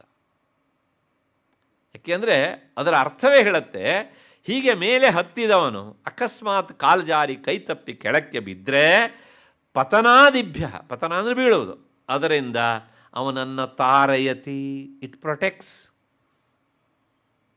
ಪೂರ್ತಿ ಕೆಳಗೆ ಬೀಳದೇ ಇರುವಾಗ ಅವನು ರಕ್ಷಣೆ ಮಾಡುತ್ತೆ ತನ್ನ ಇನ್ನೊಂದು ಟೊಂಗೆಯ ಮೂಲಕ. ಆದ್ದರಿಂದ ಅದು ತರು. ಇನ್ನೊಂದು ಅರ್ಥ ಮತ್ತಷ್ಟೇ ಅಲ್ಲ, ಮತ್ತೆ ಪುನಃ ಅವನಿಗೆ ಬೇಕಾದದ್ದನ್ನು ಕೊಟ್ಟು ಅವನ ಇಷ್ಟಾರ್ಥವನ್ನು ಫಲಲಾಭೇನ ಸಂತೋಷಯತಿ. ಅಯ್ಯೋ, ಇವನು ನನ್ನ ದೇಹದ ಮೇಲೆ ಹತ್ತಿದ, ನನ್ನನ್ನು ಅಲ್ಲಾಡಿಸಿದ, ಕಂಪಿಸುವಂತೆ ಮಾಡಿದ, ಹಿಂಸೆ ಕೊಟ್ಟ, ಇಷ್ಟೆಲ್ಲ ಮಾಡಿಯೂ ಸಹ ಆ ವೃಕ್ಷ ಅವನಿಗೆ ತನ್ನ ಹಣ್ಣನ್ನು ಕೊಡುವುದನ್ನು ಬಿಡುವುದಿಲ್ಲ. ಫಲ ಲಾಭೇನ ಅವನಿಗೆ ಹಣ್ಣನ್ನು ಕೊಡೋದರ ಮೂಲಕ ಸಂತೋಷಯತಿ, ಈ ಎರಡು ಕೆಲಸವನ್ನು ಮಾಡುವುದರಿಂದ ಮರಕ್ಕೆ ಸಂಸ್ಕೃತದಲ್ಲಿ ಏನಂತ ಹೆಸರು? ತರುಹು. ಹಾಗಾಗಿ ಕಲ್ಪತರು. ಮಾವಿನ ಹಣ್ಣಿನ ಸೀಸನ್ನಪ್ಪ, ನಾವು ಹಣ್ಣು ಕೊಯ್ಯೋದಕ್ಕೆ ಅಂತ ಮರ ಹತ್ಬಿಟ್ವಿ. ಆ ಮರ ಏನಾದರೂ ವಿಪರೀತ ಅಲ್ಲಾಡಿ ಅವನನ್ನು ಬೀಳಿಸುತ್ತಾ? ಇಲ್ಲ. ಅಥವಾ ಹತ್ತಿದಾನೆ ಅಂತ ಅವನಿಗೆ ಹಣ್ಣನ್ನು ಕೊಡದೆ ಬಿಡತ್ತಾ? ಇಲ್ಲ. ಹಾಗಾಗಿ ಅದರ ಬದುಕೇ ಪರೋಪಕಾರ. ಹೌದು ತಾನೇ? ಆದ್ದರಿಂದ ಇಲ್ಲಿ ಈ ಹ್ರೀಂಕಾರವನ್ನು ಯಾವುದಕ್ಕೆ ಹೋಲಿಸ್ತಿದ್ದಾರೆ? ತರು, ಮರಕ್ಕೆ. ಹೇಗೆ ಮರ ತನ್ನ ಬದುಕನ್ನು ಪರರ ಉಪಕಾರಕ್ಕಾಗಿ ಮೀಸಲಾಗಿ ಇಡ್ತದೆಯೋ, ಹಾಗೆ ಹ್ರೀಂಕಾರವೂ ಸಹ ಉಪಾಸಕರಾದ ಭಕ್ತರ ಏಳಿಗೆಗಾಗಿಯೇ ತಾನು ಇದ್ದೇನೆ ಅನ್ನೋದನ್ನು ಅದು ಕಂಠತಃ ಹೇಳದೇ ಇದ್ದರೂ ಸಹ ಅದು ನಮಗೆ ತಿಳಿಸಿಕೊಡುತ್ತದೆ. ಆದ್ದರಿಂದ ಹ್ರೀಂಕಾರ ಒಂದು ತರು ಆಯಿತು. ಮರ ಅಂತ ಆದಮೇಲೆ ಅದು ಹೂವು ಬಿಡುವ ಮರ ಆದರೆ ಅಲ್ಲೊಂದು ಪುಷ್ಪಗುಚ್ಛ ಇರಬೇಕಲ್ವ? ಆ ಪುಷ್ಪಗುಚ್ಛದ ಹೆಸರೇ ಮಂಜರಿ ಅಂತ. ನೋಡಿ ಅಲ್ಲುಂಟಲ್ಲಿ ಹ್ರೀಂಕಾರ ತರು ಮಂಜರಿ.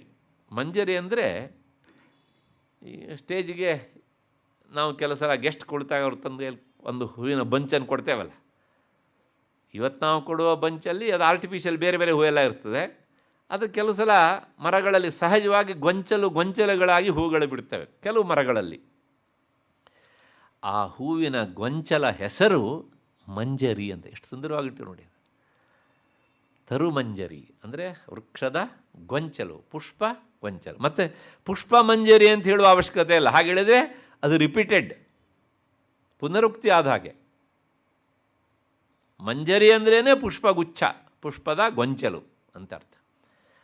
ಅಂತಹ ಆ ಹ್ರೀಂಕಾರಸ್ಯ ಕಲ್ಪಾದಿ ತರುದೃಷ್ಟಾಂತೀಕೃತ. ಅದನ್ನು ಒಂದು ಮಾತು ಹೇಳ್ತಾರೆ, ಹ್ರೀಂಕಾರವನ್ನು ಸಾಮಾನ್ಯವಾದಂಥ ಆರ್ಡಿನರಿ ವೃಕ್ಷಕ್ಕೆ ಹೋಲಿಸಬಾರದು. ಯಾವುದಕ್ಕೆ ಹೋಲಿಸಬೇಕು ಅಂದರೆ ಕಲ್ಪತರುವಿಗೇ ಹೋಲಿಸಬೇಕು ಅಂತಾರೆ. ನಮ್ಮಲ್ಲಿ ಕೆಲವು ಮರಗಳು ಸಾಮಾನ್ಯ ಮರಗಳು, ನಿಮಗೆ ಗೊತ್ತಿರಬೇಕು, ಹಳ್ಳಿಗಳಲ್ಲಿ ಇರ್ತವೆ. ಕಾಸರಕ ಅಂತ ಒಂದು ಮರ ಇದೆ. ಯಾರೋ ಕೇಳಿದ್ದೀರ ಹೆಸರನ್ನು? ಸಾಮಾನ್ಯವಾಗಿ ಈ ಕೋಸ್ಟಲ್ ಏರಿಯಾಗಳಲ್ಲಿ ಹೆಚ್ಚು ಬೆಳೀತದೆ ಅದು. ಆ ಮರ ಬೇರಿನಿಂದ ಹಿಡಿದು ಕೊನೆಯವರೆಗೂ ಸಹ ಕಹಿ ಕಹಿ ಕಹಿ, ಅದರೊಳಗೆ ಮತ್ತು ಕಾಯಾಗ ಹಣ್ಣಾಗ್ತದೆ. ಆ ಹಣ್ಣನ್ನು ಕೆಲವು ಸಲ ಹಸುಗಳು ತಿಂದುಬಿಡ್ತವೆ. ನೀವು ಹೋಗಿ ಹಾಲು ಹಿಂಡಿದರೆ ಆ ಹಾಲು ಸಹ ಘೋರ ಕಹಿ. ಅಷ್ಟರ ಮಟ್ಟಿಗೆ ಅದನ್ನು ನಾವು ಹೇಗೆ ತಿಂತವೋ ಗೊತ್ತಿಲ್ಲ, ತಿಂತವೆ. ತಿಂದ ದಿವಸ ಹಾಲು ಪೂರ್ತಿಯಾಗಿ ಕಹಿ ಆಗಿಬಿಡುತ್ತೆ. ಪೇಟೆಯಲ್ಲಿರುವವರಿಗೆ ಯಾವ ಅನುಭವ ಆಗೋದೇ ಇಲ್ಲ, ಹಳ್ಳಿಯಲ್ಲಿರುವವರಿಗೆ ಎಲ್ಲ ಅನುಭವ ಆಗತ್ತೆ. ಕಾಸರಕನ ಹಣ್ಣನ್ನು ತಿಂದಾಗ ಹಾಲು ಕಹಿ ಆಗತ್ತೆ, ಯಾಕೆಂದರೆ ಆ ಮರ ಪೂರ್ತಿ ಕಹಿ. ಇಂತಹ ಮರದ ಉದಾಹರಣೆಯನ್ನು ಕೊಡಬಾರದು. ಹಾಗಿದ್ರೆ ಯಾವುದನ್ನು ಕೊಡಬೇಕು? ಹ್ರೀಂಕಾರವನ್ನು ಯಾವುದಕ್ಕೆ ಹೋಲಿಸಬೇಕು? ಕಲ್ಪತರು. ಕಲ್ಪತರು ಭಕ್ತರು ಕೇಳಿದ್ದೆಲ್ಲವನ್ನೂ ಸಹ ಕೊಡುತ್ತಂತೆ. ಹಾಗೆಯೇ ಹ್ರೀಂಕಾರ ಎನ್ನುವಂಥ ಕಲ್ಪತರು ಕೇಳಿದ್ದೆಲ್ಲವನ್ನೂ ಸಹ ಕೊಡುತ್ತದೆ. ಆದ್ದರಿಂದ ಹ್ರೀಂಕಾರವನ್ನು ಈ ಕಲ್ಪತರುವಿಗೆ ಹೋಲಿಸಬೇಕು. ಮತ್ತು ಅಷ್ಟೇ ಅಲ್ಲ, ಪ್ರೇಕ್ಷಾವತಾಂ ಸಂವಾದಿ ಪ್ರವೃತ್ತಿಜನಕತ್ವೇನ ಶಾಖೋಪಶಾಖಾಗ್ರತ ಪುಷ್ಪಮಂಜರಿ ಫಲಕಾರಣಯೋಗ್ಯತಾಂ ಜ್ಞಾಪಯತೀತಿ ಪುರುಷಾರ್ಥಾರ್ಥಿನಾಂ ಅಸಂಶಯ ಪ್ರವರ್ತಕತ್ವೇನ ಪ್ರತ್ಯಕ್ಷರೂಪಾ ಸತಿ ಗುರೂಪದಿಷ್ಟ ಮಂತ್ರದೇವತಾತ್ಮಕತೆಯ ಮಂತ್ರ ಉಪಾಸನೆಯ ಅಭಿಮುಖೀಕರಣೇನ ಪುರುಷಾರ್ಥಾನ್ ಪ್ರಾಪಯತಿ ಮಂಜರೀ ಸಾದೃಶ್ಯಂ ಪ್ರಾಪ್ತಂ ಪರದೇವತೆಯ ಇತಿ ವಿವೇಚನೀಯಂ. ಬಹಳ ಸುಂದರವಾದ ವಿವರಣೆಯನ್ನು ಕೊಡ್ತಾರೆ ಆಚಾರ್ಯರು. ಯಾಕೆ ಈ ಕಲ್ಪತರುವಿಗೆ ಇದನ್ನು ಹೋಲಿಸಬೇಕು ಅಂತಂದರೆ, ಕಲ್ಪತರುವಿನಲ್ಲಿ ಅದು ಈ ಅಡಿಕೆ ಮರ ಅಥವಾ ತೆಂಗಿನ ಮರದಂಗೆ ಒಂದೇ ನೇರ ಹೋಗೋದಿಲ್ಲ, ಅಥವಾ ಪಪ್ಪಾಯಿ ಗಿಡ, ಟೊಂಗೆ ಸಣ್ಣದು ದೊಡ್ಡದು ಎಲ್ಲ, ಮತ್ತು ಸಹಜವಾಗಿ ಸುಂದರವಾದಂಥ ಒಂದು ತರು ಅದು. ಯಾವ ಮರ ತುಂಬ ಶಾಖೋಪಶಾಖೆಗಳಿಂದ ಕೂಡಿ ಅತ್ಯಂತ ನಿಬಿಡವಾದಂಥ ಎಲೆಗಳಿಂದ ಕೂಡಿರುತ್ತೋ ನೋಡೋದಕ್ಕೆ ಸಹಜವಾಗಿ ಅದು ಸುಂದರವಾಗಿ ಕಾಣಿಸುತ್ತೆ. ಮತ್ತು ಎಲ್ಲಿ ಹೆಚ್ಚು ಪ್ರಾರಂಭದಿಂದಲೇ ಕೊಂಬೆಗಳು ಜಾಸ್ತಿ ಇರ್ತವೋ ಅದನ್ನು ಏರೋದಕ್ಕೆ ಹೆಚ್ಚು ಅನುಕೂಲವಾಗುತ್ತೆ. ನಾವೇನು ಏಣಿಯನ್ನು ಹಾಕ್ಕೊಂಡು ಹತ್ತಬೇಕಾದದ್ದು ಇಲ್ಲ. ಹಾಗೆಯೇ ಹ್ರೀಂಕಾರವನ್ನು ಯಾಕೆ ಕಲ್ಪತರುವಿಗೆ ಹೋಲಿಸ್ತಾರೆ ಅಂದರೆ, ಇಲ್ಲಿ ಈ ಹ್ರೀಂಕಾರ ಅನ್ನುವಂತಹ ಸಮಷ್ಟಿಯಾದ ಬೀಜಾಕ್ಷರದಲ್ಲಿ ತುಂಬ ಶಾಖೆಗಳಿದ್ದಾವೆ. ಹಕಾರ ಮತ್ತು ರಕಾರ, ಈಕಾರ, ಅನುಸ್ವಾರ ಇವೆಲ್ಲವೂ ಸಹ ಬಿಡಿ ಬಿಡಿ ಬಿಡಿಯಾದ ಶಾಖೆಗಳು. ಈ ಶಾಖೆಯನ್ನು ಒಂದೊಂದೇ ಅಕ್ಷರವನ್ನು ಅನುಸಂಧಾನ ಮಾಡಿದರೂ ಸಹ ನಾವು ಅದರಿಂದ ಸಿಗುವ ಫಲವನ್ನು ಪಡೆಯೋದಕ್ಕೆ ಸಾಧ್ಯ ಉಂಟು. ಆ ಫಲವನ್ನು ಪಡೆಯೋದಕ್ಕೆ ಸಾಧ್ಯ ಉಂಟು. ಯಾಕೆಂದರೆ ಅದನ್ನೇ ಹೇಳುತ್ತೆ, ಪುರುಷಾರ್ಥಿನ, ಯಾರ್ಯಾರು ಪ್ರಯೋಜನವನ್ನು ಬಯಸಿ ಅದನ್ನು ಈ ರೀತಿಯಾಗಿ ಜಪಿಸ್ತಾರೋ ಆಗ ಆ ಕಲ್ಪವೃಕ್ಷದಲ್ಲಿ ಹೇಗೆ ಮಂಜರಿ ಪುಷ್ಪಗುಚ್ಛ ಇರ್ತದಲ್ಲ, ಹಾಗೆ ಮಂಜರಿ ಸ್ಥಾನೀಯಳಂಥ ಜಗನ್ಮಾತೆ ಈ ಹ್ರೀಂಕಾರ ರೂಪ ಕಲ್ಪತರುವನ್ನು ಏರಿದವರಿಗೆ ಆ ಪುಷ್ಪಗುಚ್ಛ ಸಹಜವಾಗಿ ಅವರಿಗೆ ಸಿಗತ್ತೆ. ಯಾರಿಗೆ? ಉಪಾಸಕರಿಗೆ. ಅಲ್ಲಿ ಏನು ಹೇಳ್ದಂಗಾಯಿತು ಅಂದರೆ, ಜಗನ್ಮಾತೆ ಎನ್ನುವಂಥ ಈ ಪುಷ್ಪ ಮಂಜರಿಯನ್ನು ನಾವು ಪಡಿಬೇಕು, ಕಿತ್ಕೊಳ್ಬೇಕು ಅಂತಾದರೆ ಹ್ರೀಂಕಾರ ಎನ್ನುವಂತಹ ಕಲ್ಪತರುವನ್ನು ನಾವು ಏರಬೇಕು. ಹಾಗೆ ಏರಿದಾಗ ನಮಗೆ ಅದು ಖಂಡಿತವಾಗಿಯೂ ಸಹ ಸಿಗ್ತದೆ. ಅದರ ಜೊತೆಗೆ ಇನ್ನೊಂದು ಮಾತು ಹೇಳ್ತಾರೆ, ಕಲ್ಪವೃಕ್ಷ ಸಹಜವಾಗಿ ನೋಡೋದಕ್ಕೆ ಚಂದ, ಹಾಗೆಯೇ ಹ್ರೀಂಕಾರ ಎನ್ನುವುದು ಸಹ ಉಚ್ಚಾರಣೆ ಮಾಡೋದಕ್ಕೆ ತುಂಬ ಆನಂದದಾಯಕವಾದಂಥದ್ದು. ನೀವು ಸುಮ್ಮನೆ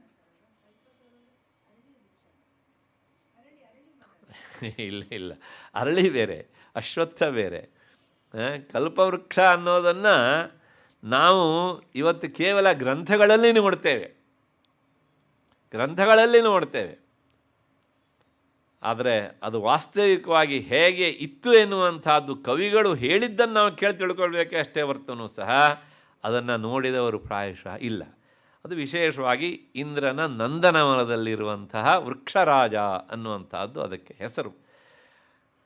ಅಷ್ಟು ಮಾತ್ರ ಹೇಳ್ಬೋದೇ ಅಷ್ಟೇ ಹೊರತೂ ಸಹ ನೀವು ಕೇಳಿದ್ದೀರಿ ಅಂತ ನಾನು ನನಗೆ ಗೊತ್ತಿಲ್ಲದೆ ಇರುವಂಥ ಸುಳ್ಳನ್ನು ಸೇರಿಸಿ ಹೇಳಲಾರೆ ಅಷ್ಟೇ.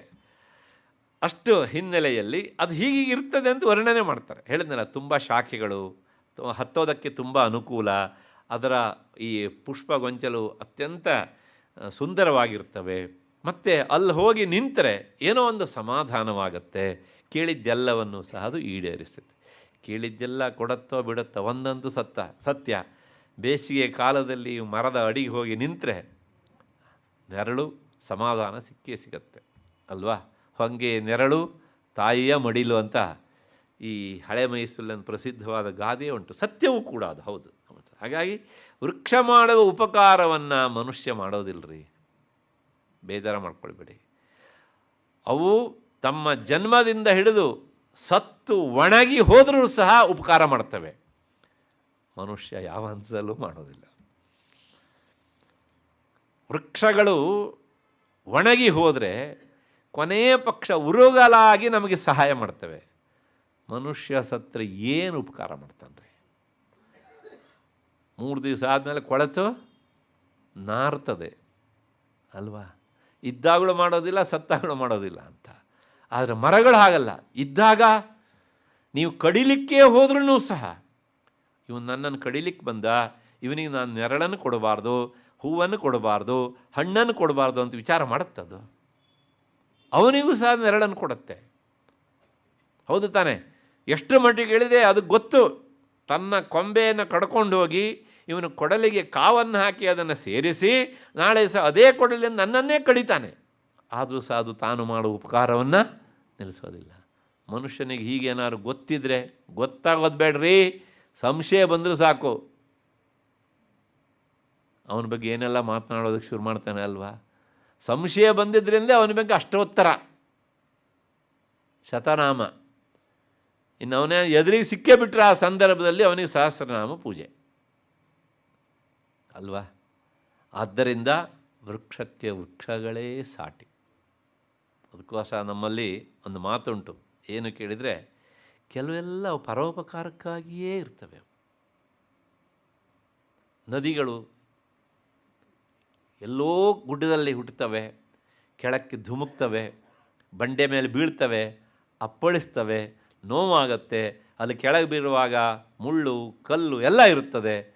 ಆದರೆ ನೋವು ಆಗಬೇಕಲ್ವ ಅದಕ್ಕೆ. ಅದು ಯಾವುದನ್ನೂ ಲೆಕ್ಕಿಸದೆ ಅದು ಹರಿತದೆ.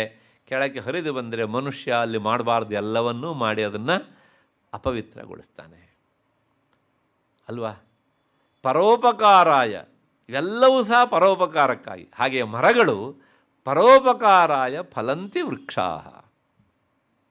ಹೌದು ತಾನೆ. ನೀವು ಮಾವಿನ ಮರದಲ್ಲಿ ನೋಡಿ, ಸೀಸನಲ್ಲಿ ಎಷ್ಟೆಲ್ಲ ಹಣ್ಣುಗಳು, ಒಂದು ಹಣ್ಣನ್ನಾದರೂ ಪಾಪ ಆ ಮರ ಚಿಂತದೆಯನ್ರಿ. ಇದು ನಾನು ಬಿಟ್ಟಿರೋ ಹಣ್ಣು, ನೀನು ಕೊಯ್ಬೇಡ, ನಾನು ತಿನ್ನಬೇಕು ಅಂತ ಹೇಳುತ್ತಾ ಮರ. ಅದಕ್ಕೋಸ್ಕರ ಈ ಪೇಟೆ ಮೇಲೆ ಇರುವ ಜನರಿಗೆ ಇಂಥ ಭಾವನೆ ಕಡಿಮೆ. ಹಳ್ಳಿಯಲ್ಲಿ ನಾವೆಲ್ಲ ಬಾಲ್ಯದಲ್ಲಿದ್ದಾಗ ಒಂದು ಗಿಡದಲ್ಲಿ ಹಣ್ಣು ಆದರೆ ಆ ಹಣ್ಣನ್ನು ನಾವು ಕೊಯ್ಯುವಾಗ ಹಿರಿಯರು ಹೇಳೋರು, ಎಲ್ಲ ಹಣ್ಣು ಕೀಳಬೇಡ, ಮರಕ್ಕೆ ಅಂತ ಕೆಲವು ಹಣ್ಣನ್ನು ಬಿಡು, ಅದು ತಿನ್ನೋದಿಲ್ಲ ಅನ್ನೋದು ಶತಸಿದ್ಧ ಗೊತ್ತು. ಆದರೆ ನಮ್ಮ ಮನಸ್ಸಿನಲ್ಲಿ ಅದು ತಿನ್ನುತ್ತದೆ ಅನ್ನೋ ಭಾವನೆ ಇದ್ದರೆ ಎಷ್ಟು ಶುದ್ಧ ಅಲ್ವ ನಮ್ಮ ಅಂತರಂಗ. ಹಾಗಾಗಿ ಮರಕ್ಕೆ ಅಂತ ಒಂದು ಹಣ್ಣನ್ನು ಬಿಡು. ಆಗ ನಮಗೆ ಇವರೆಲ್ಲ ಏನು ಹೇಳ್ತಾರೆ, ಮರ ಏನು ಹಣ್ಣು ತಿಂತದೆ ಅಂತಿತ್ತು. ಮರ ಹಣ್ಣು ತಿನ್ನೋದಿಲ್ಲ ಗೊತ್ತು, ಆದರೆ ನಮ್ಮ ಭಾವನೆ ಶುದ್ಧ ಅನ್ನೋದು ಒಳಗಡೆ ಇರುವಂತಹ ಈ ಚೈತನ್ಯ ರೂಪಿಯಾದಂತಹ ಪರಮಾತ್ಮನಿಗೆ ಗೊತ್ತಾಗುತ್ತೆ. ನಾವು ಅಷ್ಟು ಸ್ವಾರ್ಥಿಗಳಲ್ಲ ಅನ್ನೋದು ಸ್ಪಷ್ಟ ಆಗುತ್ತೆ. ಹೌದು ತಾನೆ. ಆದ್ದರಿಂದ ಹಿರಿಯರು ಹೇಳುವಂಥ ಮಾತು, ಮರಕ್ಕೊಂದು ಹಣ್ಣನ್ನು ಬಿಡಬೇಕು ಅಂತ. ಹಾಗಾಗಿ ಪರೋಪಕಾರಾಯ ಫಲಂತಿ ವೃಕ್ಷಾ ಪರೋಪಕಾರಾಯ ದುಹಂತಿ ಗಾವ. ಹಸು ಹಾಲು ಕೊಡುತ್ತೆ, ಒಂದು ದಿವಸನಾದರೂ ಅದು ತನ್ನ ಹಾಲನ್ನು ತಾನು ಕುಡಿಯತ್ತನ್ರಿ. ಯಾರಿಗೋಸ್ಕರ ಕೊಡುತ್ತೆ? ಅದರ ಕರುವಿಗೆ ಅಂತ ಕೊಟ್ಟರೆ ನಾವು ಅದನ್ನು ಹಿಂಡಿತೇವೆ. ಹೌದು ತಾನೆ. ಹಾಗಾಗಿ ಇವುಗಳ ಬದುಕೆಲ್ಲ ಪರೋಪಕಾರಕ್ಕಾಗಿ ಇರೋದು. ಹಸುವಿನ ಬದುಕು, ಮರಗಳ ಬದುಕು. ಹಾಗೆ ಪರೋಪಕಾರಾಯ ವಹಂತಿ ನದ್ಯ. ನದಿ ಯಾರಿಗೋಸ್ಕರ ಹರಿತದೆ? ನದಿಗಾಗಿ ಹರಿಯೋದಿಲ್ಲ, ಹರಿತದೆ. ಅದು ಯಾರಿಗೋಸ್ಕರ? ಭೂಮಿಯಲ್ಲಿರುವ ಸಸ್ಯಗಳಿಗೆ ಅಥವಾ ಇಲ್ಲಿ ಹುಟ್ಟಿದಂಥ ನಮಗೋಸ್ಕರ. ಆದರೆ ನಾವು ಅದನ್ನು ಏನೆಲ್ಲ ಅಪವಿತ್ರಗೊಳಿಸ್ಬೇಕು ಎಲ್ಲ ಮಾಡ್ತೇವೆ ನಾವು. ಹೌದು ತಾನೆ. ದೇಹದ ಸ್ನಾನಾದಿಗಳಿಂದ ಮಾಡೋದು ತಪ್ಪಲ್ಲ, ಖಂಡಿತವಾಗಿಯೂ ಸಹ.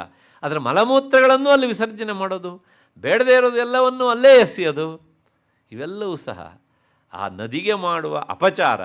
ಆ ನದಿಯ ನೀರನ್ನು ಬಳಸುವಂಥ ನಮ್ಮ ಸಮುದಾಯಕ್ಕೆ ನಾವು ಮಾಡುವ ಇನ್ನೊಂದು ಅಪಚಾರ ಅಲ್ವಾ.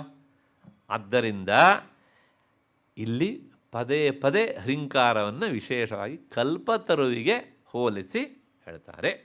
ಹೀಗೆ ಪ್ರೇಕ್ಷಾವತಾಂ, ಈ ಹೃಂಕಾರ ಕಲ್ಪತರು ತನ್ನ ಸೌಂದರ್ಯದಿಂದ ಹೇಗೆ ನೋಡುಗರನ್ನು ತನ್ನತ್ತ ಎಳಿತದೆಯೋ, ಹಾಗೆಯೇ ಹೃಂಕಾರ ಎನ್ನುವಂಥ ಈ ಕಲ್ಪತರು ತನ್ನಲ್ಲಿರುವಂಥ ಶಾಖೋಪಶಾಖೆಗಳಿಂದ ಉಪಾಸಕರನ್ನು ತನ್ನತ್ತ ಎಳಿತದೆ. ಹೃಂಕಾರ ಉಪಾಸನೆಯನ್ನು ಮಾಡಲಿಕ್ಕೆ ತೊಡಗಿದವರಿಗೆ ಅದನ್ನು ಬಿಟ್ಟಿರುವುದು ಕಷ್ಟ ಎನ್ನುವುದು ಅದು ರಹಸ್ಯಾರ್ಥ. ನಿನ್ನೆ ಹೇಳಿದ್ನಲ್ಲ ನಾನು ಒಂದು ಮಾತನ್ನು. ಹಾಗಾಗಿ ಹೃಂಕಾರದಲ್ಲಿರುವಂಥ ಶಕ್ತಿ ಅದು ಅಪಾರ. ಆದ್ದರಿಂದಲೇ ಪಂಚದಶಾಕ್ಷರಿ ಮಂತ್ರದಲ್ಲಿ 3 ಕೂಟಗಳಲ್ಲೂ ಸಹ ಹೃಂಕಾರವನ್ನು ಇರಿಸಿದ್ದಾರೆ. ಅಷ್ಟು ಹಿನ್ನೆಲೆಯಲ್ಲಿ ಶಾಖೋಪಶಾಖಾಗ್ರತಾ ಪುಷ್ಪಮಂಜರಿ ಫಲಕಾರಣ ಯೋಗ್ಯತಾಂ ಜ್ಞಾಪಯತಿ. ಅದೇನು ಹೇಳುತ್ತಂತೆ, ಈ ಕಲ್ಪವೃಕ್ಷ ಹೇಗೆ ನೀನು ಕೇಳಿದ್ದೆಲ್ಲವನ್ನು ಕೊಡುತ್ತವ, ಹಾಗೆ ನಾನು ಎಲ್ಲವನ್ನೂ ಕೊಡ್ತೇನೆ, ನೀನು ಕೇಳಿದ್ದೆಲ್ಲವನ್ನೂ ಸಹ ಕೊಡ್ತೇನೆ. ಅದಕ್ಕೋಸ್ಕರಲೇ ಆ ಹ್ರೀಂಕಾರವನ್ನು ಕಲ್ಪವೃಕ್ಷಕ್ಕೂ ಅಲ್ಲಿರುವ ಮಂಜರಿ ಪುಷ್ಪಗುಚ್ಛವನ್ನು ಜಗನ್ಮಾತೆಗೂ ಹೋಲಿಸಿ ಹೇಳಿದ್ದಾನೆ. ಜಗನ್ಮಾತೆಯೇ ಪುಷ್ಪಗುಚ್ಛ. ಆ ಪುಷ್ಪಗುಚ್ಛ ಎಷ್ಟು ಸುಂದರವೋ ಹ್ರೀಂಕಾರದಲ್ಲಿ ಆಸೀನಳ ಅಂತ ಜಗನ್ಮಾತೆಯು ಅಷ್ಟೇ ಸುಂದರ. ಸುಂದರ ಅಂದರೆ ಕಣ್ಣಿಗೆ ಸುಂದರ ಅಂತಲ್ಲ. ಸೌಂದರ್ಯ ಅನ್ನೋದು ಕಣ್ಣು ಅದನ್ನು ನೋಡ್ತದೆ ಅನ್ನೋದು ಸತ್ಯ ಆದರೂ ಸಹ ಆನಂದ ಆಗುವುದು ಕಣ್ಣಿನ ಧರ್ಮ ಅಲ್ಲ. ಯಾವುದಕ್ಕಾಗೋದು? ಮನಸ್ಸಿಗೆ. ಹೌದು ತಾನೇ?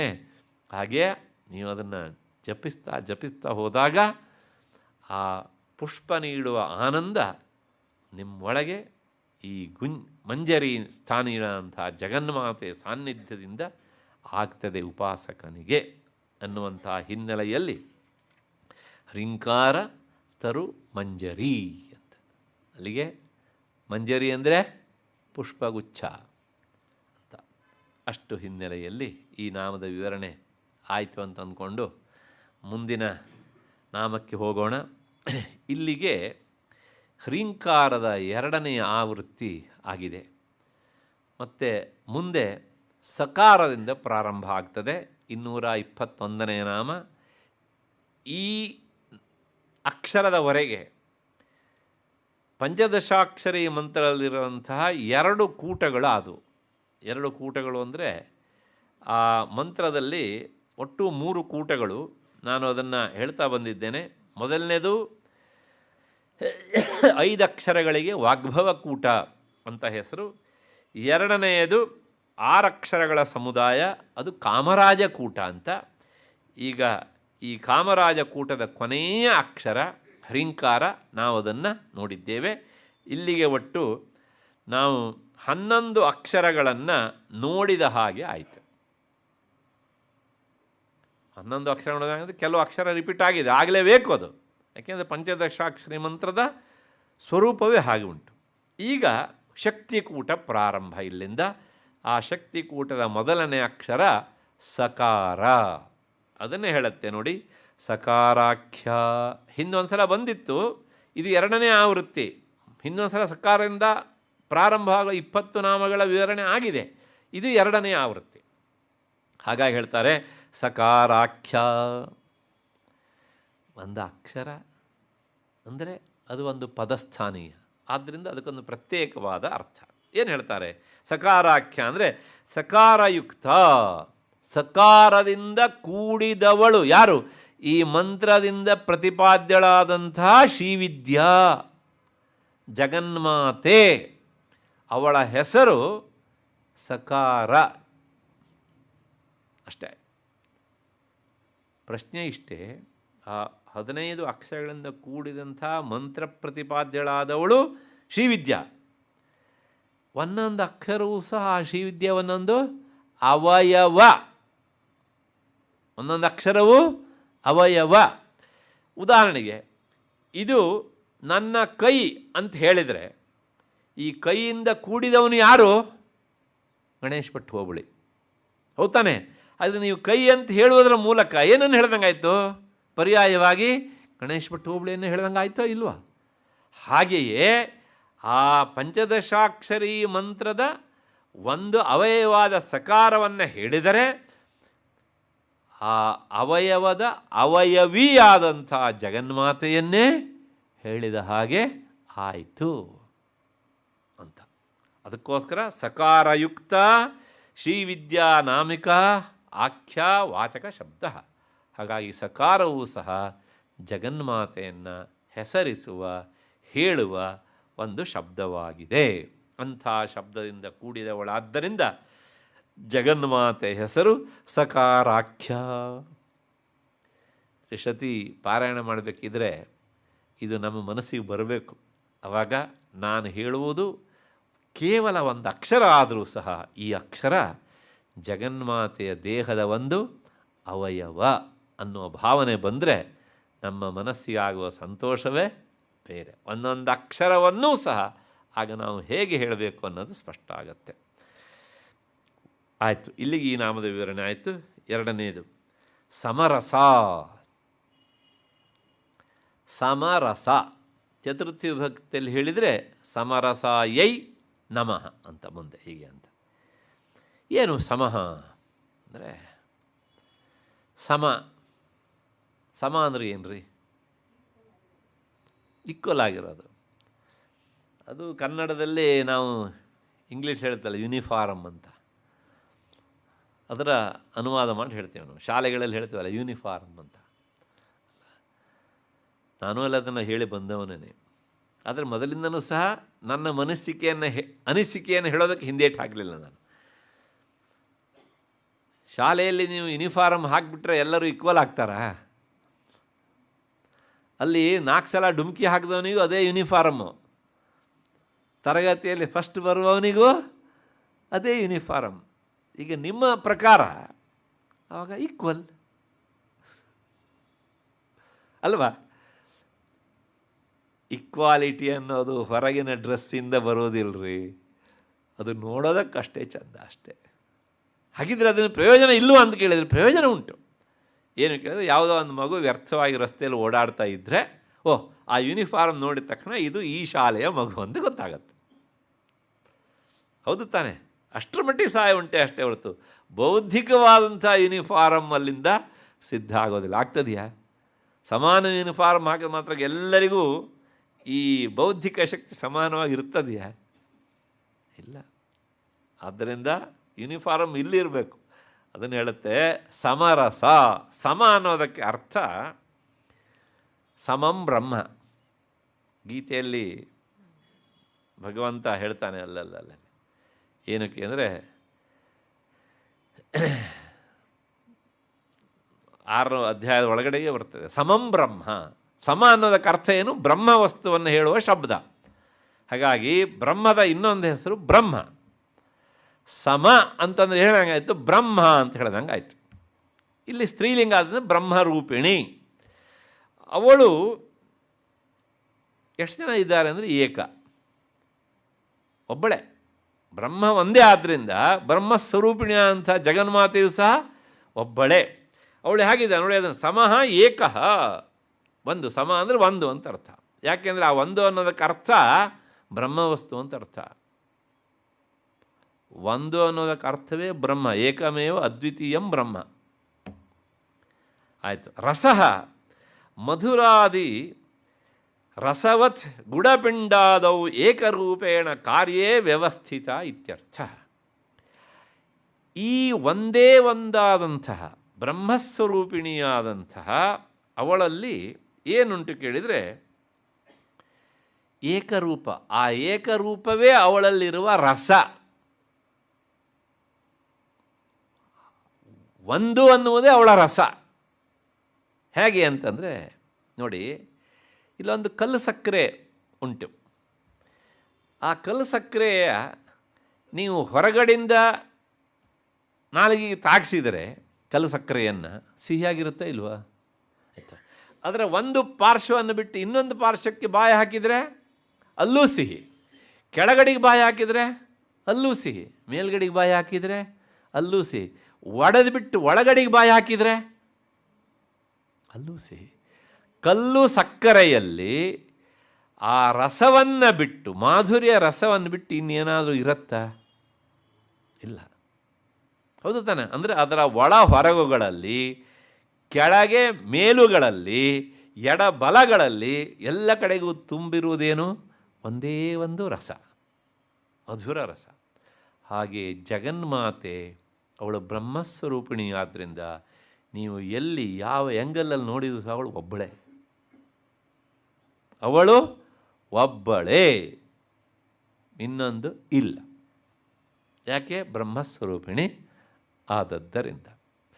ಯಾವಾಗಲೂ ಈ ಒಂದು ಅನ್ನೋದುಂಟಲ್ಲ, ಅದು ವಸ್ತುನಿಷ್ಠವಾದಂಥದ್ದು. ಅದು 2, 3, 4 ಇವೆಲ್ಲವೂ ಸಹ ಆರೋಪಿತವಾದಂಥ ಸಂಖ್ಯೆಗಳು. ಒಂದರಲ್ಲಿ 2 ಇಲ್ಲ, 2ರಲ್ಲಿ 3 ಇಲ್ಲ, 3ರಲ್ಲಿ 4 ಇಲ್ಲ, 4ರಲ್ಲಿ 5 ಇಲ್ಲ, 5ರಲ್ಲಿ ಆರಿಲ್ಲ. ಆದರೆ ಒಂದು ಪ್ರಶ್ನೆ ಕೇಳ್ತೇನೆ, 2ರಲ್ಲಿ 1 ಇದೆಯಾ ಇಲ್ವಾ? ಸಂಶಯವಾ? ಇದೆ. 3ರಲ್ಲಿ 1 ಇದೆಯಾ ಇಲ್ವಾ? 4ರಲ್ಲಿ 1 ಇದೆಯಾ ಇಲ್ವಾ? 5ರಲ್ಲಿ 1 ಇದೆ, 6ರಲ್ಲಿ 1 ಇದೆ, 100ರಲ್ಲಿ, 1000ದಲ್ಲಿ, ಲಕ್ಷದಲ್ಲಿ, ಕೋಟಿಯಲ್ಲಿ 1 ಇದೆ. ಅಲ್ಲಿ ಏನು ಹೇಳ್ದಂಗಾಯ್ತು? ಒಂದಿಲ್ಲದ ಸಂಖ್ಯೆಯೇ ಇಲ್ಲ. ಆದ್ದರಿಂದ ಆ ಸಂಖ್ಯೆ ಯಾವ ಸಂಖ್ಯೆಯ ಜೊತೆಗೆ ಸೇರಿದರೂ ಸಹ ತನ್ನ ಅಸ್ತಿತ್ವವನ್ನು ಬಿಡುವುದಿಲ್ಲ. ಆದ್ದರಿಂದ 1 ಎನ್ನುವುದು ಅದು ವಿಶ್ವಸತ್ಯ, 2, 3, 4 ಎಲ್ಲ ಅದು ಆರೋಪಿತವಾದದ್ದು. ಅದಕ್ಕೋಸ್ಕರ ಉಪನಿಷತ್ತು ಹೇಳುತ್ತೆ, ಏಕಮೇವ, ಒಂದೇ ಸತ್ಯ, ಏಕಮೇವ ಬ್ರಹ್ಮ, ಒಂದೇ ಅಂತ. ನಾನು ಹಿಂದೆ ಪ್ರಾಯಶಃ ವಿವೇಕ ಚೂಡಾಮಣಿಯನ್ನು ಮಾಡಬೇಕಿದ್ರೋ ಅಥವಾ ಭಗವದ್ಗೀತೆ ಮಾಡಬೇಕಿದ್ರೋ ಗೊತ್ತಿಲ್ಲ, ಅವತ್ತು ಶಂಕರ ಜಯಂತಿ ಬಂದಿತ್ತು. ಆ ಉಪನ್ಯಾಸ ಮಾಡುವ ಸಂದರ್ಭದಲ್ಲಿ ತುಂಬ ಜನ ಹೇಳ್ತಾಯಿದ್ರು, ನೀವು ಆಚಾರ್ಯ ಹೆಸರನ್ನು ಪದೇ ಪದೇ ಹೇಳ್ತೀರಿ, ಅವತ್ತು ಆಚಾರ್ಯರ ಬಗ್ಗೆ ಮಾತನಾಡಬೇಕು ಅಂತ. ನಾನು ಅವತ್ತು ಹೇಳಿದ್ದೆ ಒಂದು ಮಾತನ್ನು, ಭಗವತ್ಪಾದರ ಜೀವನದ ಘಟನೆ ಏನು ಅಂದರೆ, ಅವರು ಪುಟ್ಟ ಮಗುವಾಗಿರುವಾಗ, 2-3 ವರ್ಷದ ಹುಡುಗ, ತುಂಬ ತುಂಟಾಟಿಕೆ ಮಾಡ್ತಾಯಿದ್ರು ಮನೆಯಲ್ಲಿ. ತಾಯಿ ಆರ್ಯಾಂಬೆ ಆ ಮಗ ತುಂಟಾಟ ಮಾಡಿ ತನಗೆ ತೊಂದರೆ ಕೊಡದೇ ಇರಲಿ ಅಂಥೇಳಿ ಮಕ್ಕಳ ಮುಂದೆ ಆಟಿಕೆ ಸಾಮಾನು ತಂದು ಹಾಕ್ತಾರಲ್ಲ ಈಗ, ಹಾಗೇ ಒಂದಿಷ್ಟು ನೆಲ್ಲಿಕಾಯನ್ನು ಸುರುಗಿ ಇದನ್ನು ಎಣಿಸು ಅಂತ ಇಟ್ಟಿದ್ಲಂತೆ. ಆಗ ಬಾಲಕ ಶಂಕರ ಅದನ್ನು ಎಣಿಸ್ತಾ ಇದ್ದರು.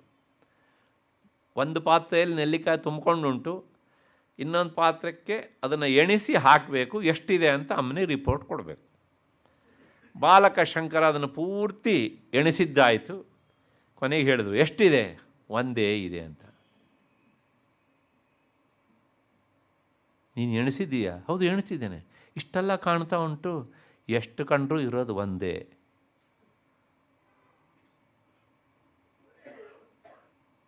ಇಲ್ಲ, ಸರಿಯಾಗಿ ಎಣಿಸು, ನಾನು ನೋಡಬೇಕು, ನೀನು ಎಣಿಸು, ಹೇಗೆ ಎಣಿಸಿದ್ದೀಯ ಅಂತ. ಬಾಲಕ ಶಂಕರ ಮೊದಲನೇ ನೆಲ್ಲಿಕಾಯನ್ನು ಎತ್ತಿ 1 ಅಂತ ಪಕ್ಕಕ್ಕೆ ಇಟ್ಟರು, 1 ಅಂತ ಹೇಳಿದರು. 2ನೇದನ್ನು ಅಮ್ಮ ನಾನು ಎಣಿಸ್ತೇನೆ ನೋಡು 2 ಅಂತ ಇಟ್ಟರು. ಅಮ್ಮನ ಕೈ ಹಿಡಿದ್ರು. 2 ಅಂತ ಹೇಳ್ತಿದ್ದೀಯಲ್ಲ ನೆಲ್ಲಿಕಾಯಲ್ಲಿ, ಎಲ್ಲಿದೆ 2 ತೋರಿಸು.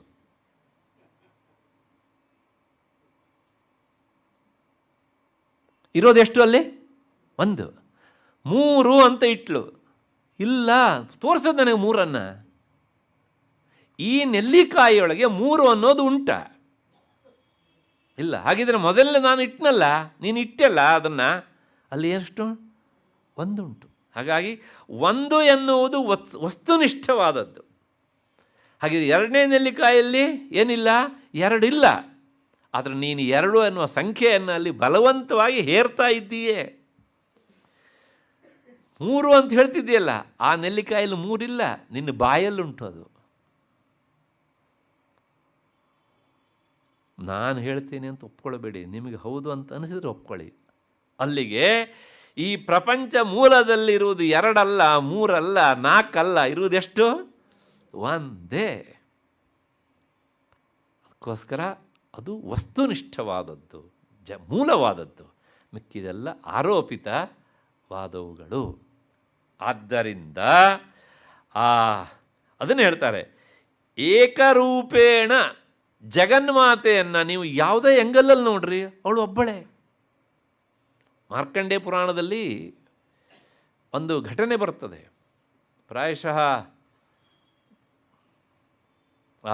ಶುಂಭ ನಿಶುಂಭರ ಹನನದ ಸಂದರ್ಭದಲ್ಲಿ ಅಂತ ಬಂದಾಗ ಜಗನ್ಮಾತೆ ತನ್ನ ಐಶ್ವರ್ಯ ಅಂದರೆ ಆ ವಿಭೂತಿಯಿಂದ ಬಹುರೂಪವನ್ನು ತಾಳಿ ನಿಂತಾಳೆ.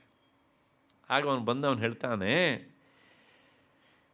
ನೀನು ನನ್ನ ಜೊತೆಗೆ ಯುದ್ಧ ಮಾಡೋದಕ್ಕೆ ಹೆದರ್ಕೊಂಡು ಇಷ್ಟೆಲ್ಲ ಜನರ ಸಹಾಯ ತಗೊಂಡು ಬಂದಿದ್ದೀಯೇ, ನೀನು ನಾಚಿಕೆ ಆಗೋಲ್ಲ ನಿನಗೆ ಅನ್ನೋ ತರಹ ಮಾತನಾಡಿದ ಅವನು.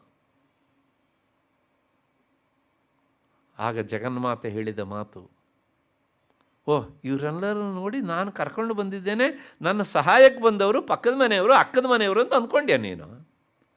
ಇವರು ಅಕ್ಕದ ಮನೆಯವರಲ್ಲ, ಪಕ್ಕದ ಮನೆಯವರಲ್ಲ, ನಂದೇ ರೂಪ ಅಂದು. ಏಕೈವಾಹಂ ಜಗತ್ಯತ್ರ.